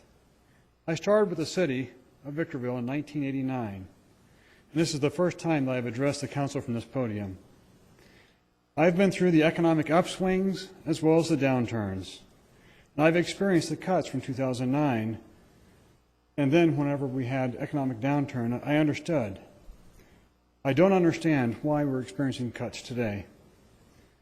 I'm here to request that the decision regarding the implementation of the class and compensation study be postponed at least until mid-year for further review. I believe it is not fair for you as a council to have been brought this before you without having adequate time to truly vet out the details and having the budget expiring in just 2 weeks. I know that I have not had adequate time to investigate as far as my own position, particularly because the details have not been available yet for the employees to examine. I believe that the classification and compensation study is flawed. The first evidence is the amount of vacation accrual stated in the study. When we, the employees, were invited to a meeting with the city manager, Doug Robertson, he challenged us to find if we could find a city that offered more than 4 weeks of vacation. Within 10 minutes of the meeting, our secretary was able to verify 4 surrounding agencies that offered more than 4 weeks, and within an hour, she was able to find 6 more. When I started the city back in 1989, the accrual rate for vacation for employees serving more than 20 years exceeds that that's being proposed now. After this initial introduction to the class and compensation study, I looked at a few of the other sites, the other cities on the state controller's website to see how that my personal current position compared with others in the area. Most local agencies did not have a job classification that matched my own. Locally, the job duties and responsibilities that I am responsible for were spread between many different individuals. Once I did find positions that were comparable to mine, I found that the maximum hourly compensation was between 8 and 15% higher than my own. The benefit packages were also equal to or exceeded the city of Victorville's. The third area that I believe this class and comp study does not accurately investigate is regarding the 36-hour work week compared to 40-hour work week of others. What is the employee benefit having a 40-hour job versus having a 36-hour a week job? I know you've discussed earlier about the comparison as far as the 36 hours versus 40, but what I'm proposing to you is comparing the fact of having the opportunity to work a 40-hour work week versus a 36-hour work week. If you were going to go apply for a position in a city or any kind of position as a job, and you had one job that offers you a 36-hour work week and a second job that offers you a 40-hour work week, even though the hourly rate is the same, there are many of us that would choose a 40-hour work week in order to be able to provide for our families and provide a better lifestyle and income. Now, I understand that there are many employees within the city that do like having a 36-hour work week. However, I think it should be the option of an employee if we're going to make a true comparison rather than having a mandatory 36-hour cap, particularly in view of some of us that are hopefully getting closer to retirement age and will be retiring with a 36-hour work week salary, and then a 10% less retirement for the rest of our lives. So without having the opportunity to work a full 40-hour work week, I am limited by 10% for the rest of my life on my retirement accrual. Now, a four-day a week, 10-hour-a-day work schedule would work for many of us because there are a lot of employees that take a 30-minute lunch or actually in Public Works Department no lunch at all. So by working a 10-hour day within a 4-day-a-week hour, we could be able to accomplish that and give the opportunity for some employees that would choose it versus those that would choose to stay at 36. Another point that indicates the process is flawed is the way in which it deals with positions and individuals. There are some individuals that after having their positions reclassified, they are getting a new position without the position ever being opened up for recruitment.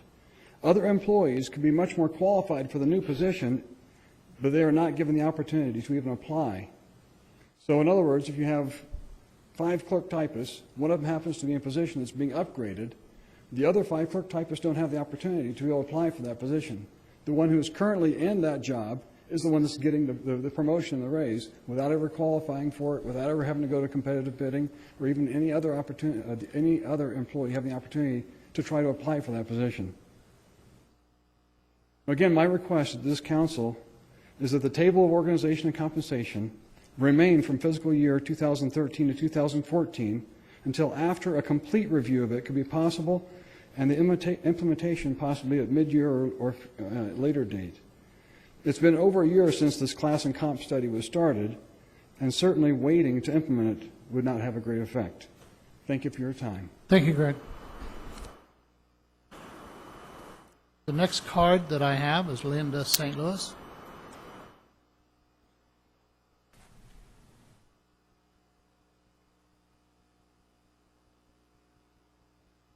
Mr. Mayor and council members, Doug Robertson met with the city employees that had 20 or more years of service to discuss his proposal of lowering annual leave hours accrued on a yearly basis.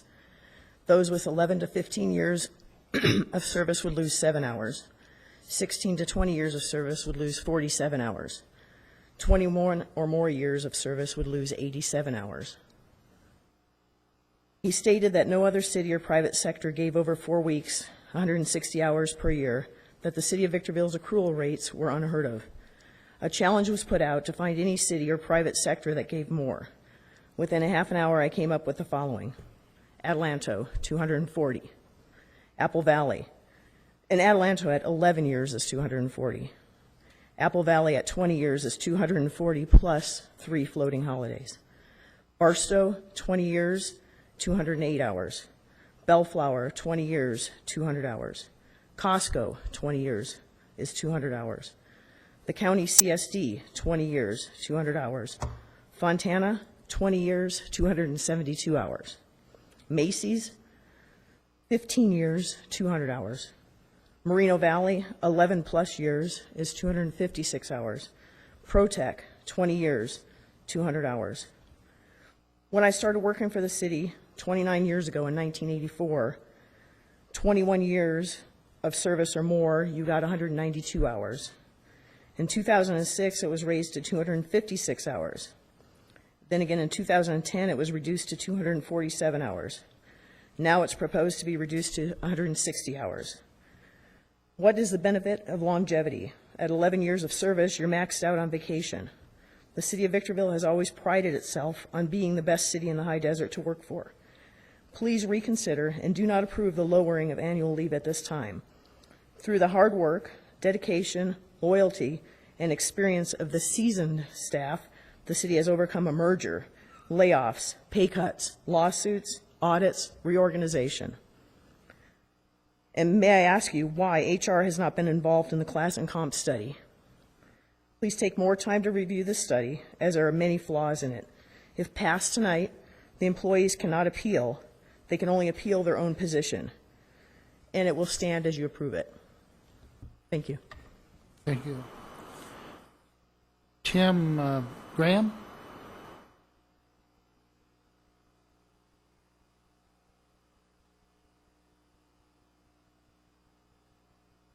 Hello. I'm Jim Graham. Actually, my name is James Graham. Thank you for taking the time to speak with me. I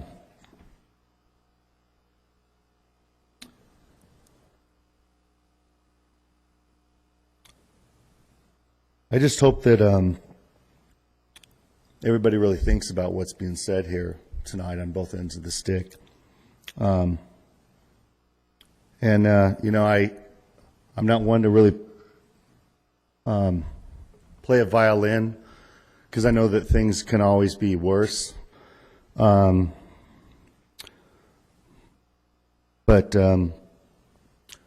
things could be better too, and I just hope that these things are looked at. I know some of these decisions are not easy, but the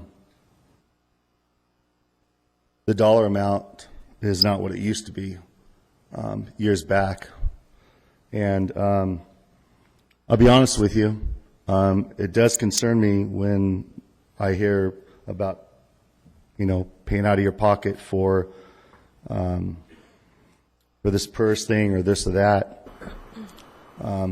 I guess, and part of the reason why is because every time I turn around, and probably everybody else here, unfortunately with medical insurance, and there's a cut for this or that, things keep going up. And, you know, I mean, if I went out and I bought a big boat or I bought the big house or this or that, well, that would kind of be on me. But, you know, I chose to work in the high desert, and I chose to keep my family home and keep things basic. And I bought a 3-bedroom, 2-bath home. And all I know is that 10 years later, with the price of food and everything seems to keep getting cut and cut. And I just hope that you guys just keep in mind what everything has been said. Again, like I said, I understand that some of these decisions are not easy, but it does affect a lot of us, and it affects our families. And the thing about the vacation time is right there, vacation time, meaning that we're taking time. It'd be more time away from our families. Thank you very much. Thank you. I unfortunately got something in my eye. Unless I've misplaced some cards, those were the only cards that I have received. I have a couple of cards for other items. Okay, there's no one coming. Okay, back to the council. Mr. Mayor, if I could clarify two things. One, the council, as you were told back in May, and the employees have been told, the appeal process is something that we purposely waited until we had a final council decision. The employees have been made aware that they can appeal the classification of their position. It would be inappropriate for them to appeal the classification of another position. Of course, they could always, in appealing their own classification, could cite those other positions as comparable for their own, but I don't want employees appealing that somebody else should change. With regard, and that's something that will be occurring in the next month to 2 months. That, as I said, that was shared with the council back in May. With regard to the one suggestion about mid-year implementation, certainly that's an option for the council to continue to study this issue. Just be advised that a mid-year implementation really does not work, simply because it's more of a fiscal year issue. If you were to implement it at mid-year, employees whose anniversary dates and things would come up between July 1st and December 31st would be left out, if you will. So just keep that in mind if you want us to continue to study this issue.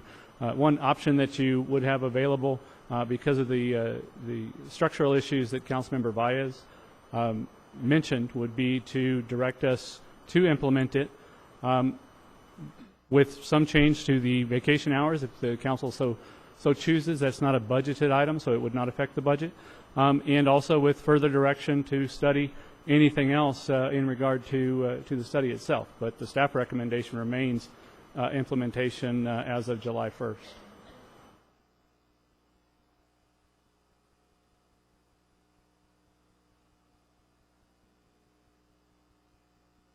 Go ahead. That was all. That's it. Just, you have some questions, just one second. There were some items, and I don't have them in front of me. Health benefit was going up, From $650 to $750.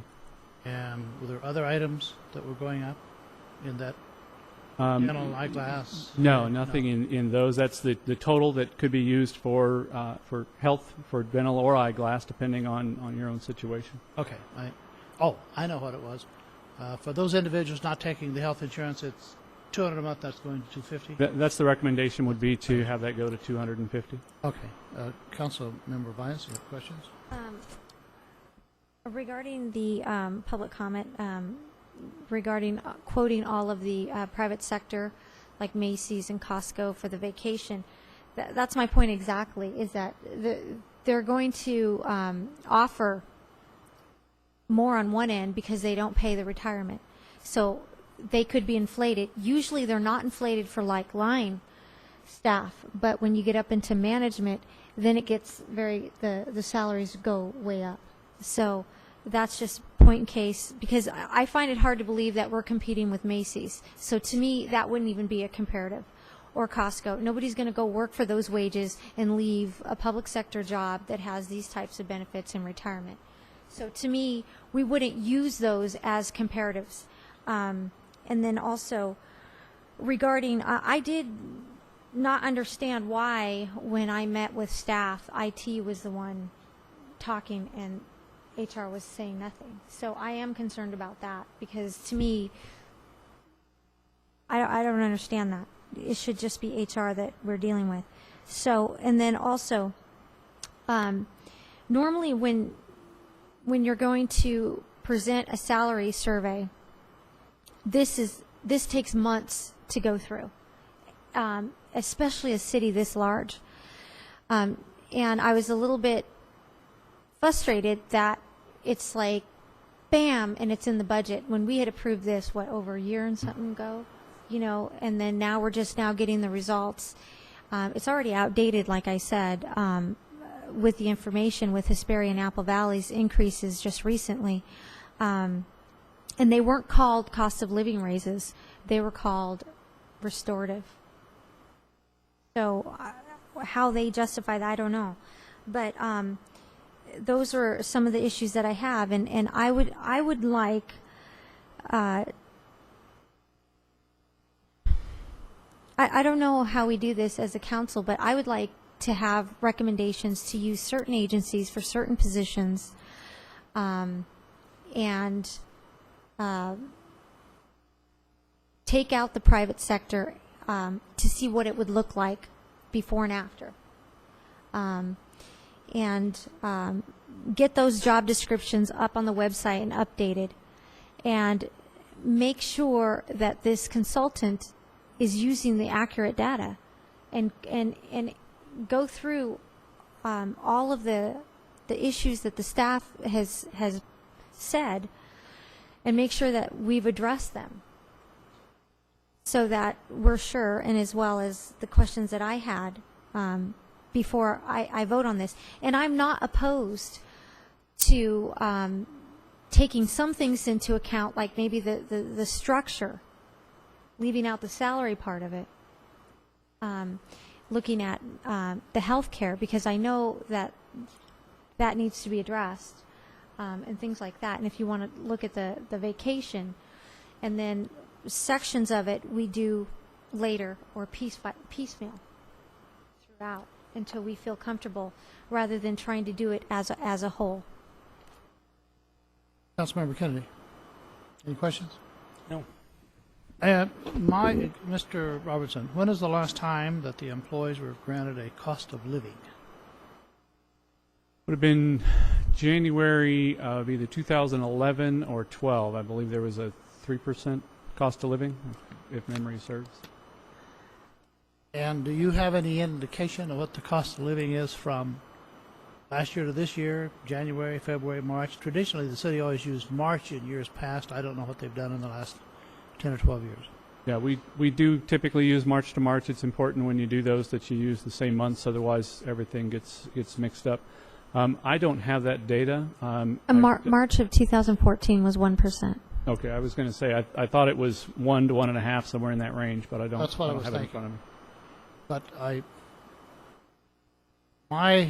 it was a fairly low figure. You know, we project that we are back and things need to be done. There are so many questions raised. It seems to me that certain things have to be put off. And you might not be prepared for this, but it seems like to me that we should pay those two figures that Doug had mentioned on the health. And I'd be in favor. And I think the council, in fairness, if March through March is 1% or 1.5, not to exceed 1.5, but confirm it, It's exactly 1%. then we grant a 1% across the board to all employees, and then deal with the difficulties and the intricacies as soon as we can. That's my recommendation. I well, agree with I'm in agreement with Councilwoman Valles. I do believe that we need to address each item separately, starting with salaries, the health insurance, retirement, and vacation. I don't think I am prepared to make a decision on all of it as one item. I would like to have a better understanding, clarification of everything that we have here. Did you say that you're okay with piecemealing it? Yes. Oh, okay.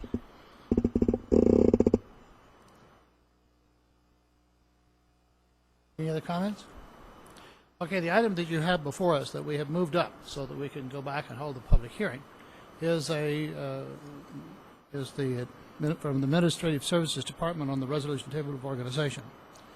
If I read the council correctly, there have been so many questions raised by both the council and employees that this justifies a closer study and a closer look at the agencies that are going to be compared, both for salaries and benefits, which obviously would not take a year, which ought to be done as soon as possible.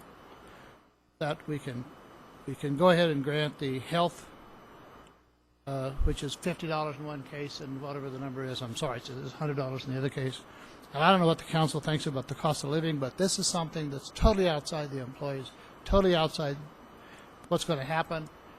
If you turn around and do another survey, it's automatically off. As Ms. Valles pointed out, it's out of date. We thought we would get this 6 months ago. If we did it right now, in a month from now, it'll be out of date because of the cost of living.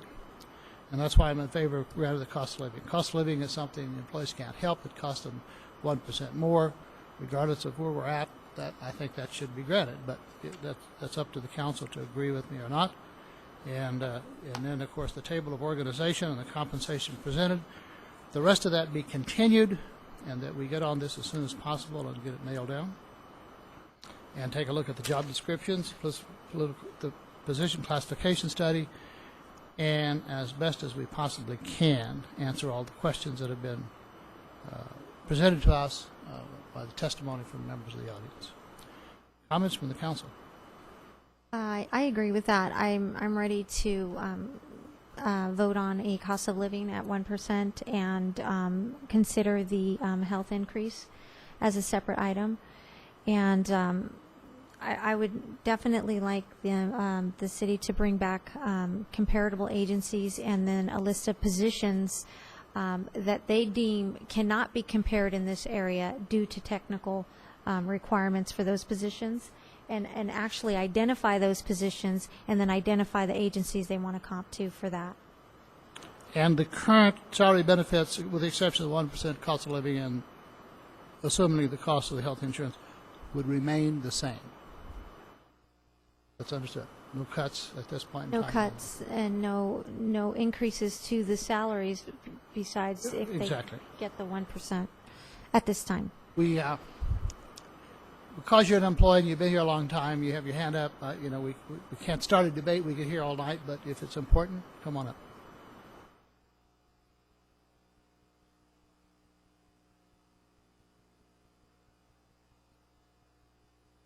Ma'am? Wait till you get to the microphone so we can all hear you.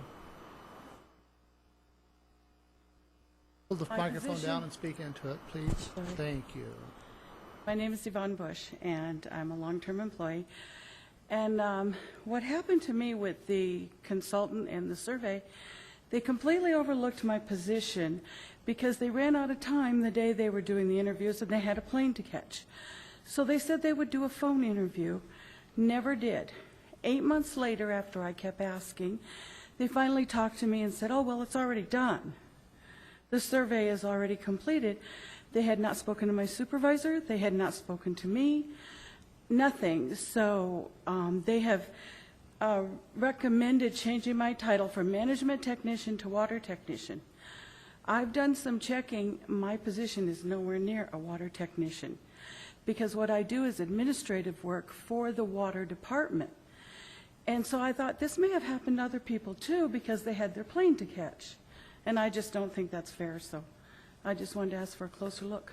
Thank you very much. I think that similar questions have been raised from almost every department, so thank you for your Okay, and time. thank you for hearing me. Oh, I also have another concern that I want to address is I would like council to look into when we upgrade a position, are we obligated to open that up for EEOC purposes? I'm sure the attorney will look at that. That's a question that has been raised many, many times, and I'll speak to that just briefly. The policy years ago is that if an employee was working out of class and they received a reclassification, a new job description reclassifying their position, didn't necessarily mean that it created an opening. It simply meant that they were getting paid for the job they were doing. Then there came a time where the policy was that if there were promotions, they would promote and open up the lower position. But they really didn't justify the promotions except that, well, the individual's been here a long time and they're a nice person and they work hard and I like them. And the problem with those kind of promotions, it's not equal opportunity employment, number one. And number two, it's because you're promoting an individual who you like and has been here a long time as opposed to the person that's actually doing the job. And there was just a rash of criticism from employees who held the same job title and somebody else got promoted when they were doing the same job. And then they recruited for the job that was left, not the job that was filled, and denied the employees the equal opportunity to apply for those jobs. And I've never understood why the city changed that policy and how they got away with it. I think it's something we need to look at again. I want the city attorney to address that question because it's a very serious question. Okay, at this point in time, if we're in agreement, and I think we are, this item will be deferred and not included in the budget. All existing benefits of the employees will be continued as it is. Budget would be modified to reflect that, but all the employees would receive the increase of the health insurance, both if they have the insurance and those who do not have it, as indicated by Mr. Doug Robertson, and a 1% across-the-board cost of living to all employees. If that's understood, we're open for a motion. So moved.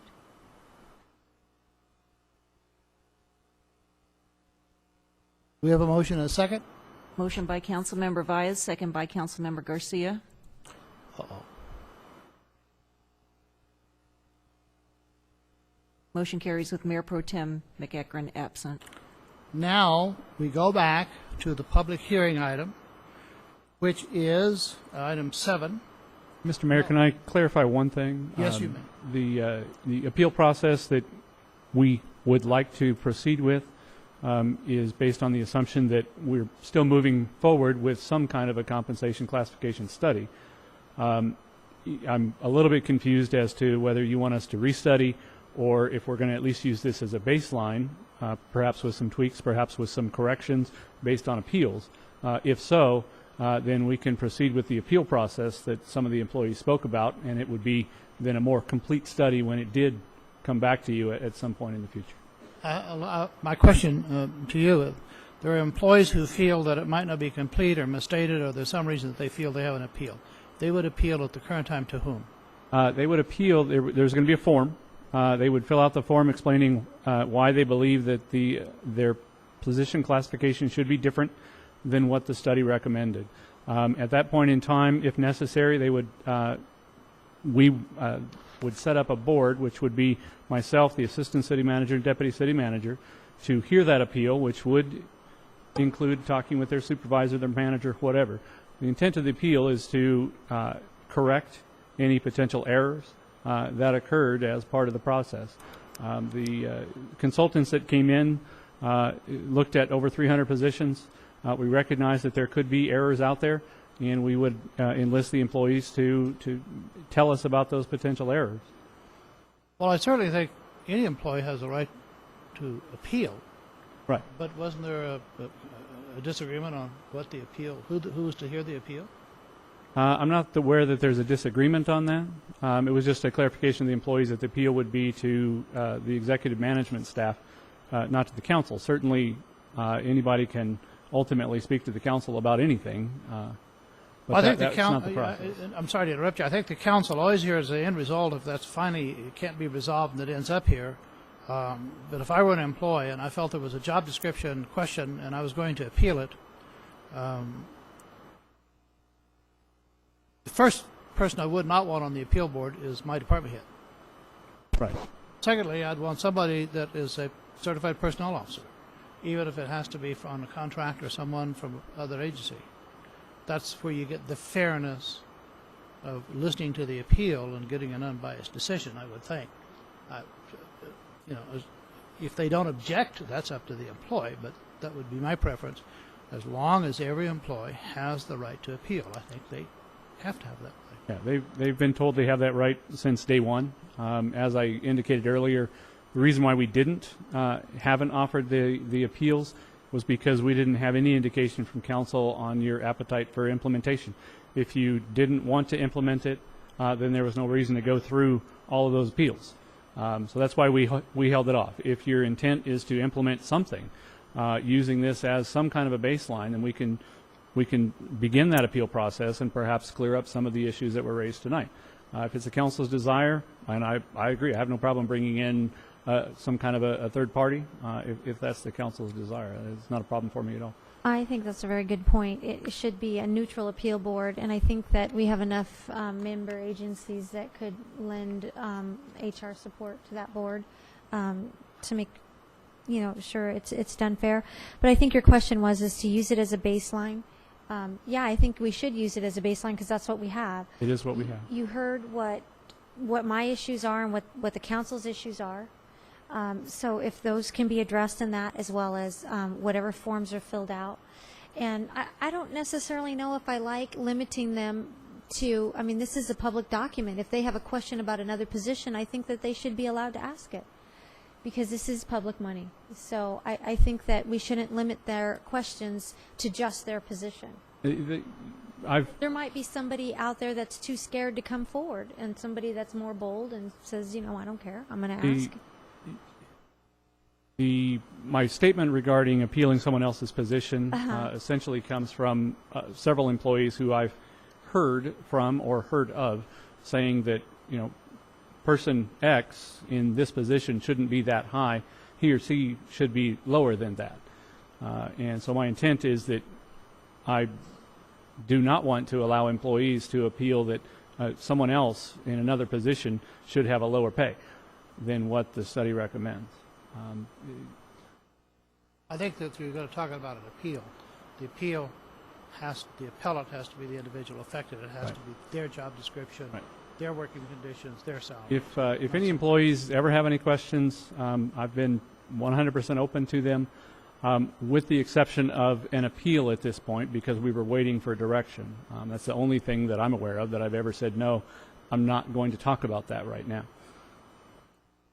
Well, I think to do it this way is a great starting point. After a while, we may see some flaws and want to further correct it.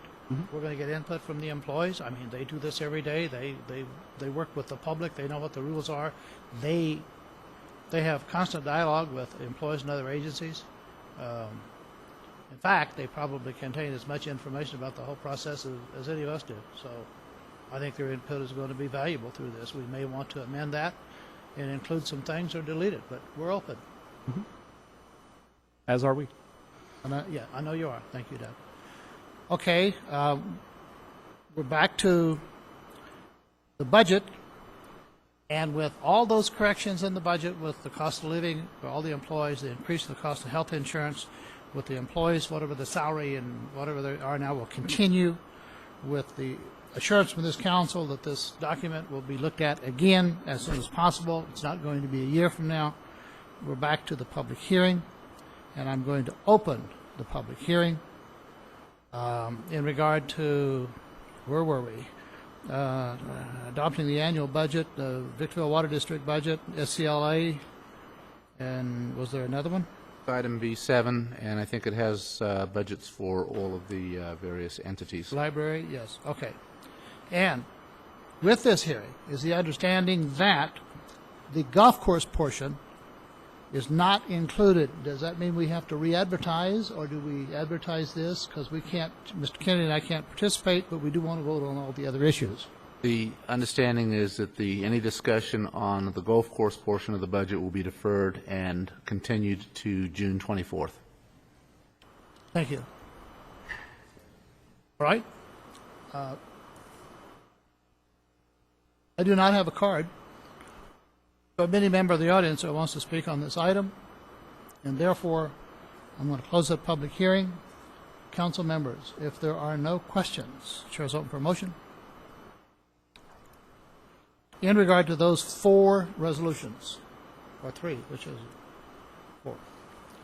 Motion by Councilmember Valles, second by Councilmember Kennedy. Again, just for the record, we are approving a budget with no impact on the golf course. Or the comp study. Or the comp study, sorry. Motion carries with Mayor Pro Tem McEachron absent.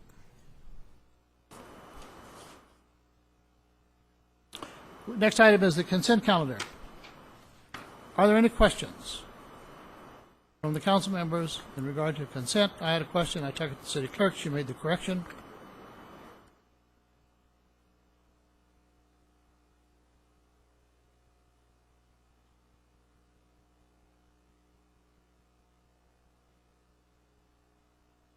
Consent, and did you look at that June 3? The Yes. June 3rd minutes, yes, we will make Thank that you. correction. Okay. Do we have a motion and a second? Motion by Councilmember Kennedy, second by Councilmember Valles. Shirley, can you go back to the last vote? Only shows 3 votes on the last vote. On the budget adoption, correct? Correct.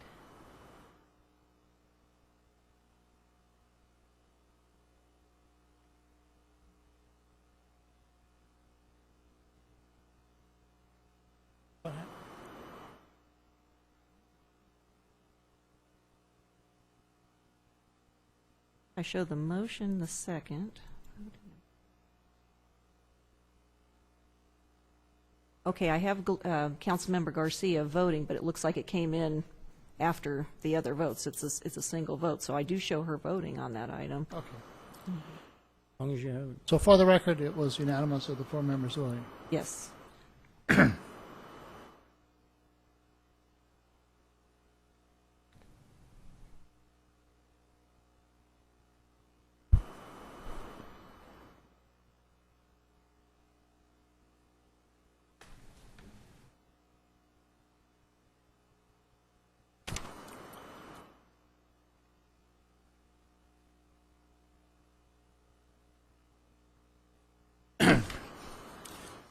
Written communications.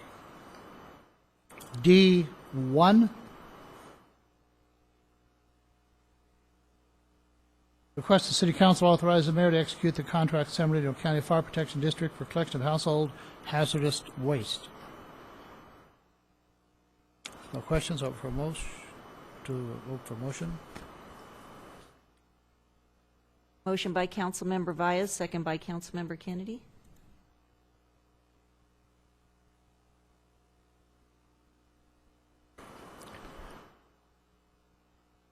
Councilmember Garcia. D2. Okay. Motion carries with Mayor Pro Tem McEachron absent. Okay, D2. This is resolution number 14-037, authorizing submittal of a used oil payment program for grant application and designating authorizations. No question? Shall we have a motion?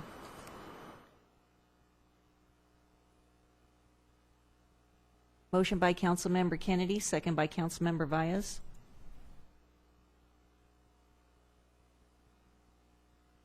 Motion carries with Mayor Pro Tem McEachron absent. Item number 3, appointment of a commissioner and alternate commissioners to the Victor Valley Wastewater Reclamation Authority. I am going to be going to that next meeting. I wasn't prepared to do so. I canceled a meeting, but we still should adopt this just in case the two members are unable to attend. We have a motion, please. So that means you're going to be there? Yes. It's okay for me to vote? Yes. Motion by Councilmember Garcia, second by Councilmember Vyas. Oh, wait a minute. I made that because I made all provisions to go. Was that at the same time as that?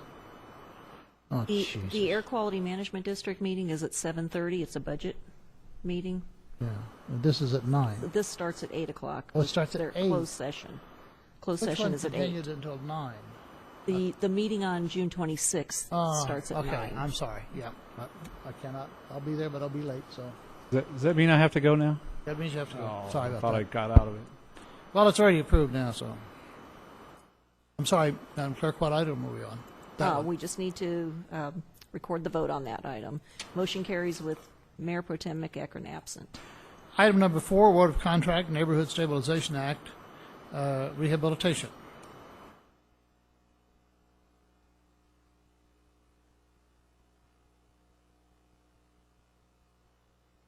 Motion by Councilmember Garcia, second by Councilmember Kennedy.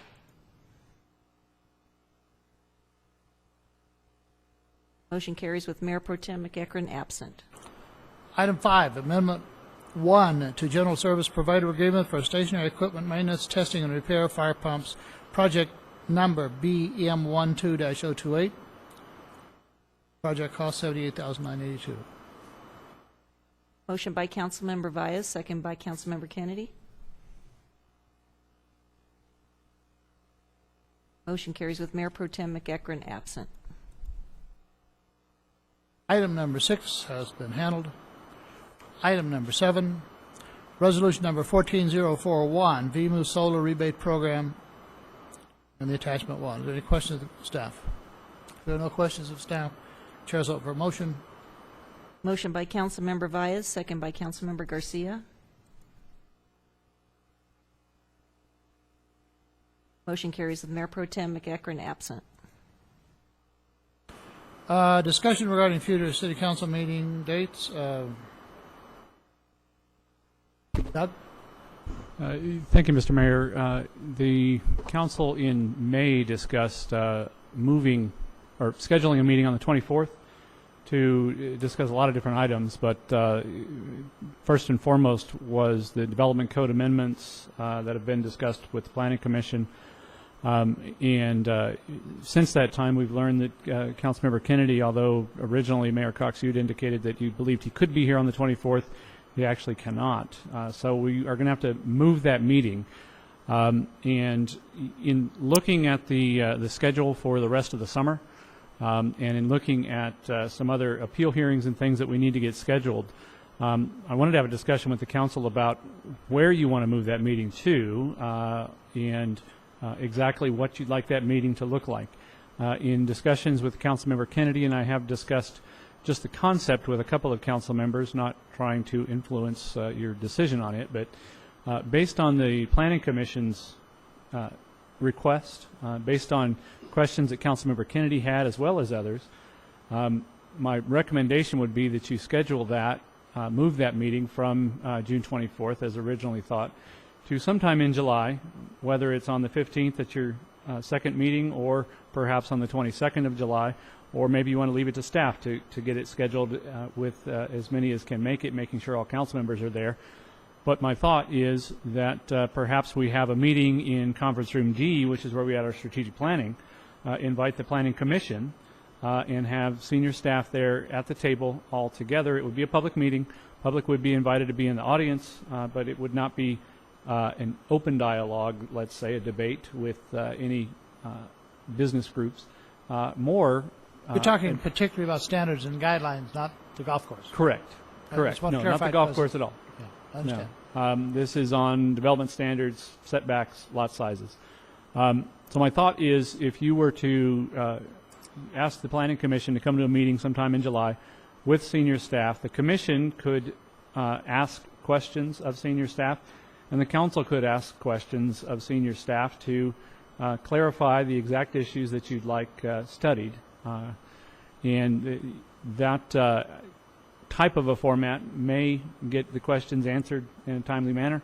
Obviously, staff would need some time to review those issues. So anyway, that being said, just one thought on what that meeting might look like, but ultimately the purpose of this item was twofold. One is to move that discussion from June 24th because it can't happen there, then also to discuss the summer months. Typically we have much lighter agendas because of appeals that we know are coming forward. We're trying to get those scheduled.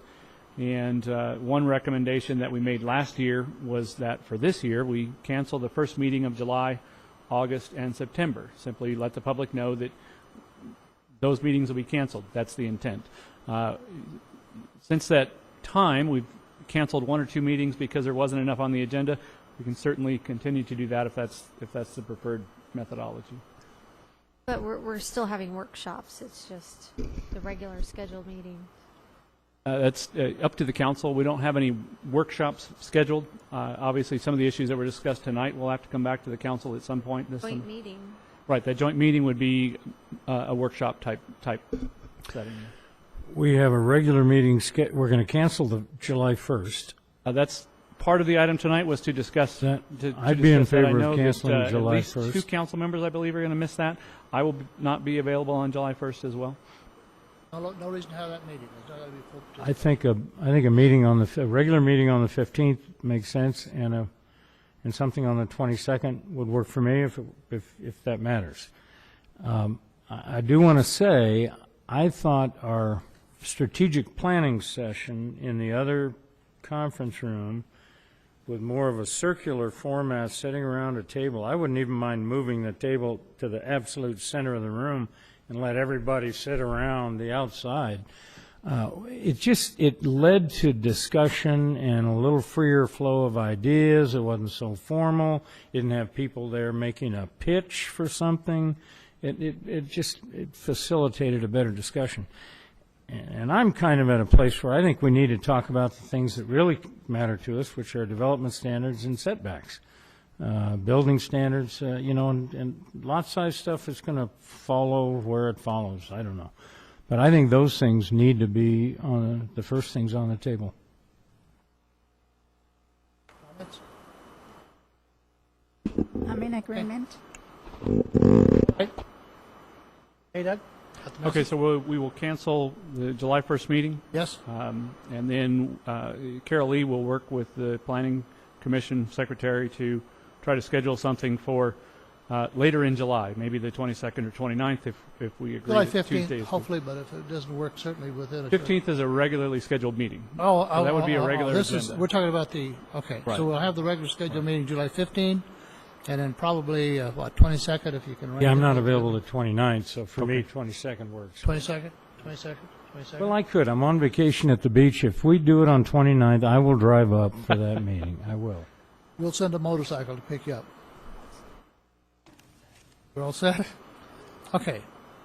Is there any discussion about the August and September meetings, Doug, or not? I Just keep haven't those heard on the anything. schedule. Does the council have any desire to either cancel them now or just play it by ear?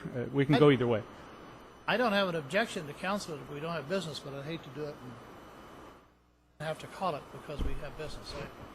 I think we should just keep it on our calendar, and if you need it, if you don't have anything, then cancel. All right, we can do that. That's what we've been doing. We can take an action at least a week or so before saying the meeting is canceled and let everybody know. Is everybody going to be here for the first meeting in August? Because we're trying to schedule an appeal hearing that I think all council members will want to participate in. I should be here. Is everybody going to be here at the first meeting in August? I will be here. August 5th, yes. Okay. Oh, wait. Uh-oh. Uh-oh, uh-oh.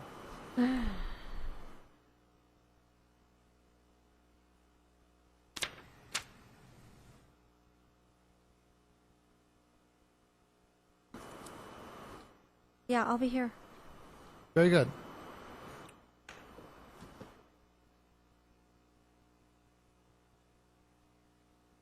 Madam Clerk, what item are we on? Item number 9? Yes. Item number 9, Resolution 14-040, Proposed VMOOS Energy Efficient Program. Exhibit A attached. This is a request to approve Resolution 14-040 entitled, A Resolution of the City Council of the City of Victorville Adopting an Energy Efficient Program for Victorville Municipal Utility Services. Are there any questions of staff? Seeing none, open for a motion. Motion by Councilmember Valles, second by Councilmember Garcia. Motion carries with Mayor Pro Tem McEachern absent. Next item is item number 15, 2014 Mandatory Conflict of Interest Code Review. This is submitted by our city clerk, Carol Lee. You have any further comments, or are there any questions? Mr. Mayor, is this something we do routinely, or Yes, it is there is. some reason we have a problem? It's required under the Political Reform Act. Every 2 years, the city has to review its conflict. Every 2 years, and this is the lucky year. Is that item D10 or D15? Oh, D10 is the item.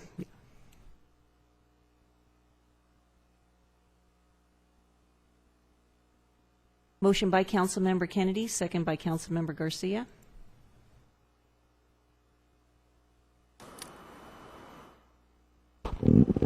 And carries with Mayor Pro Tem McEachern absent.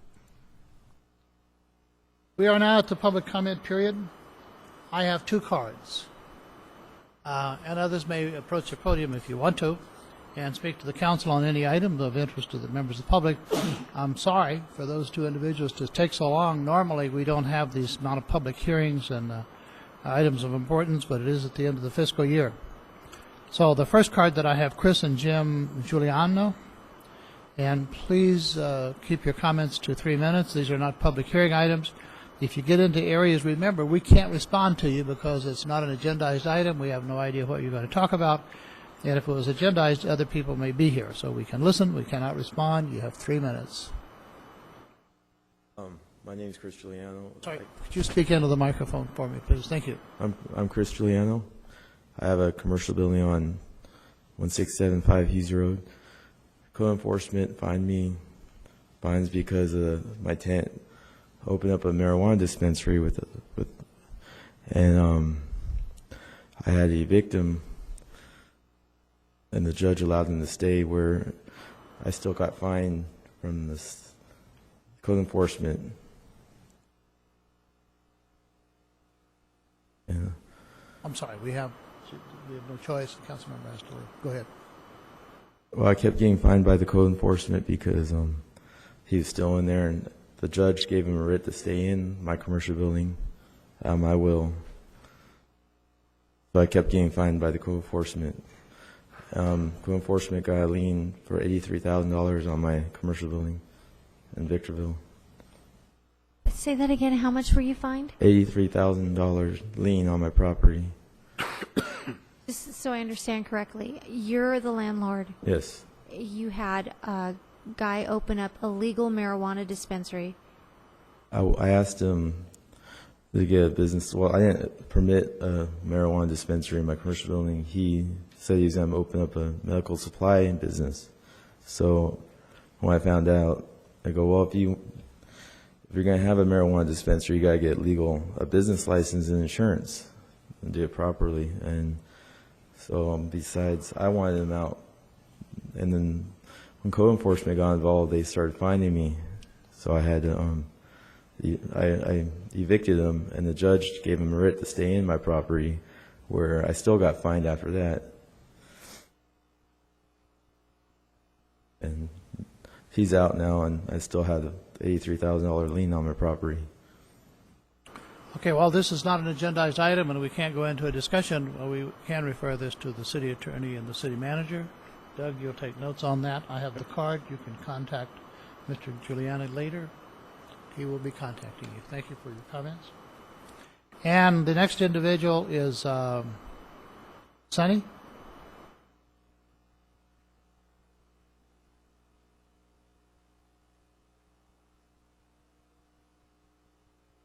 Oh, here we go.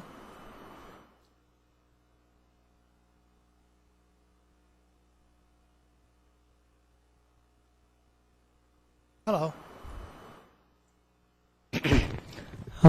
Hello, Mayor and Councilman. This is my situation, so I'm just going to read it to you briefly, to whom it may concern.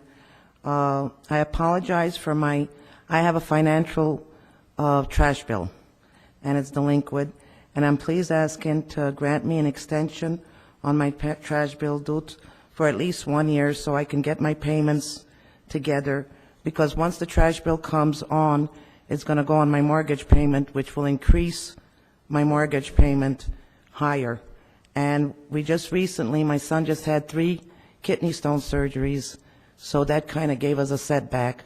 So I'm asking for an extension on... Would you read them the letter? I am reading them. We'll put your glasses on. I'm asking for an extension for my trash bill so I could pay it little at a time, so it doesn't go on my taxes, which will then go on my payment on the house. And my son, like I said, had 3 surgeries at Cedars-Sinai, and that gave us a setback. And with the economy the way it's been these past several years, it's really got us really pretty low.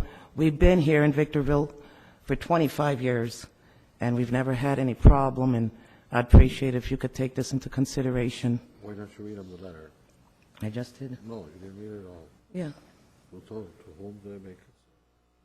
Put your glasses on. Did read the letter. You have 3 minutes. You can spend I had it 3 any time minutes. you want to. I'm trying to rush. You can also hand the letter to the city clerk, and she'll make sure that all the council get it. I got my account number on there. If you have the letter, you can give it to the city clerk, and someone will contact you regarding Okay, I this. appreciate it. Okay? I know they told me to come here, and like I said, this bill will go on my taxes, which will go on my house payment, which the house already increased on us. It'll be a very big hardship on us. So I'd appreciate it if you could take into consideration to give us a payment plan. Okay. Thank you very much. Thank you. Mayor. God bless you. Thank you. Council reports. Do we have any any items of interest do we have any reports from the city manager? No additional comments. No reports from the city manager? Yes, sir. Yes, it's not really, but you waited a long time, so go ahead, but we do want a card from you. It's brief. My name is Jabari Thomas. I'm originally from this area, relocated and then came back. I was actually down in Old Town Victorville looking around and things at what was going on there, and I was just wondering from the council, what is the plan basically for that area? As far as there's a lot of crime. We've always known D Street has been very, a troublesome area. What is the plan basically to kind of maybe revitalize or rejuvenate that area and make it flourish a little bit for Victorville? We normally don't respond because it's not an agendized item, but because this has been publicly debated a lot. We had a downtown redevelopment project area that was going. The hopes was to redevelop the whole area. The state of California took away redevelopment. There's zero money for that. And we will be more than happy to provide you the governor's address to write to him. We need all the assistance we can for him to see the error of his ways, but until we have funding, there's nothing contemplated. We're down to the city council at this point in time. Do we have a report from the city manager? And I believe you said no. And reports from council members? No, sir. No, I have nothing at this time. Thank you all for attending this meeting. Thanks to the employees for coming. Mayor Cox, could I ask that you adjourn tonight's meeting to 5 p.m. on Tuesday, June 24th? Adjourn this meeting to 5 p.m. Tuesday, June 24. Yes. No objections from the council. I will do so. This meeting is ended. Oh, I see. You're going to do it without? You're going to do it without?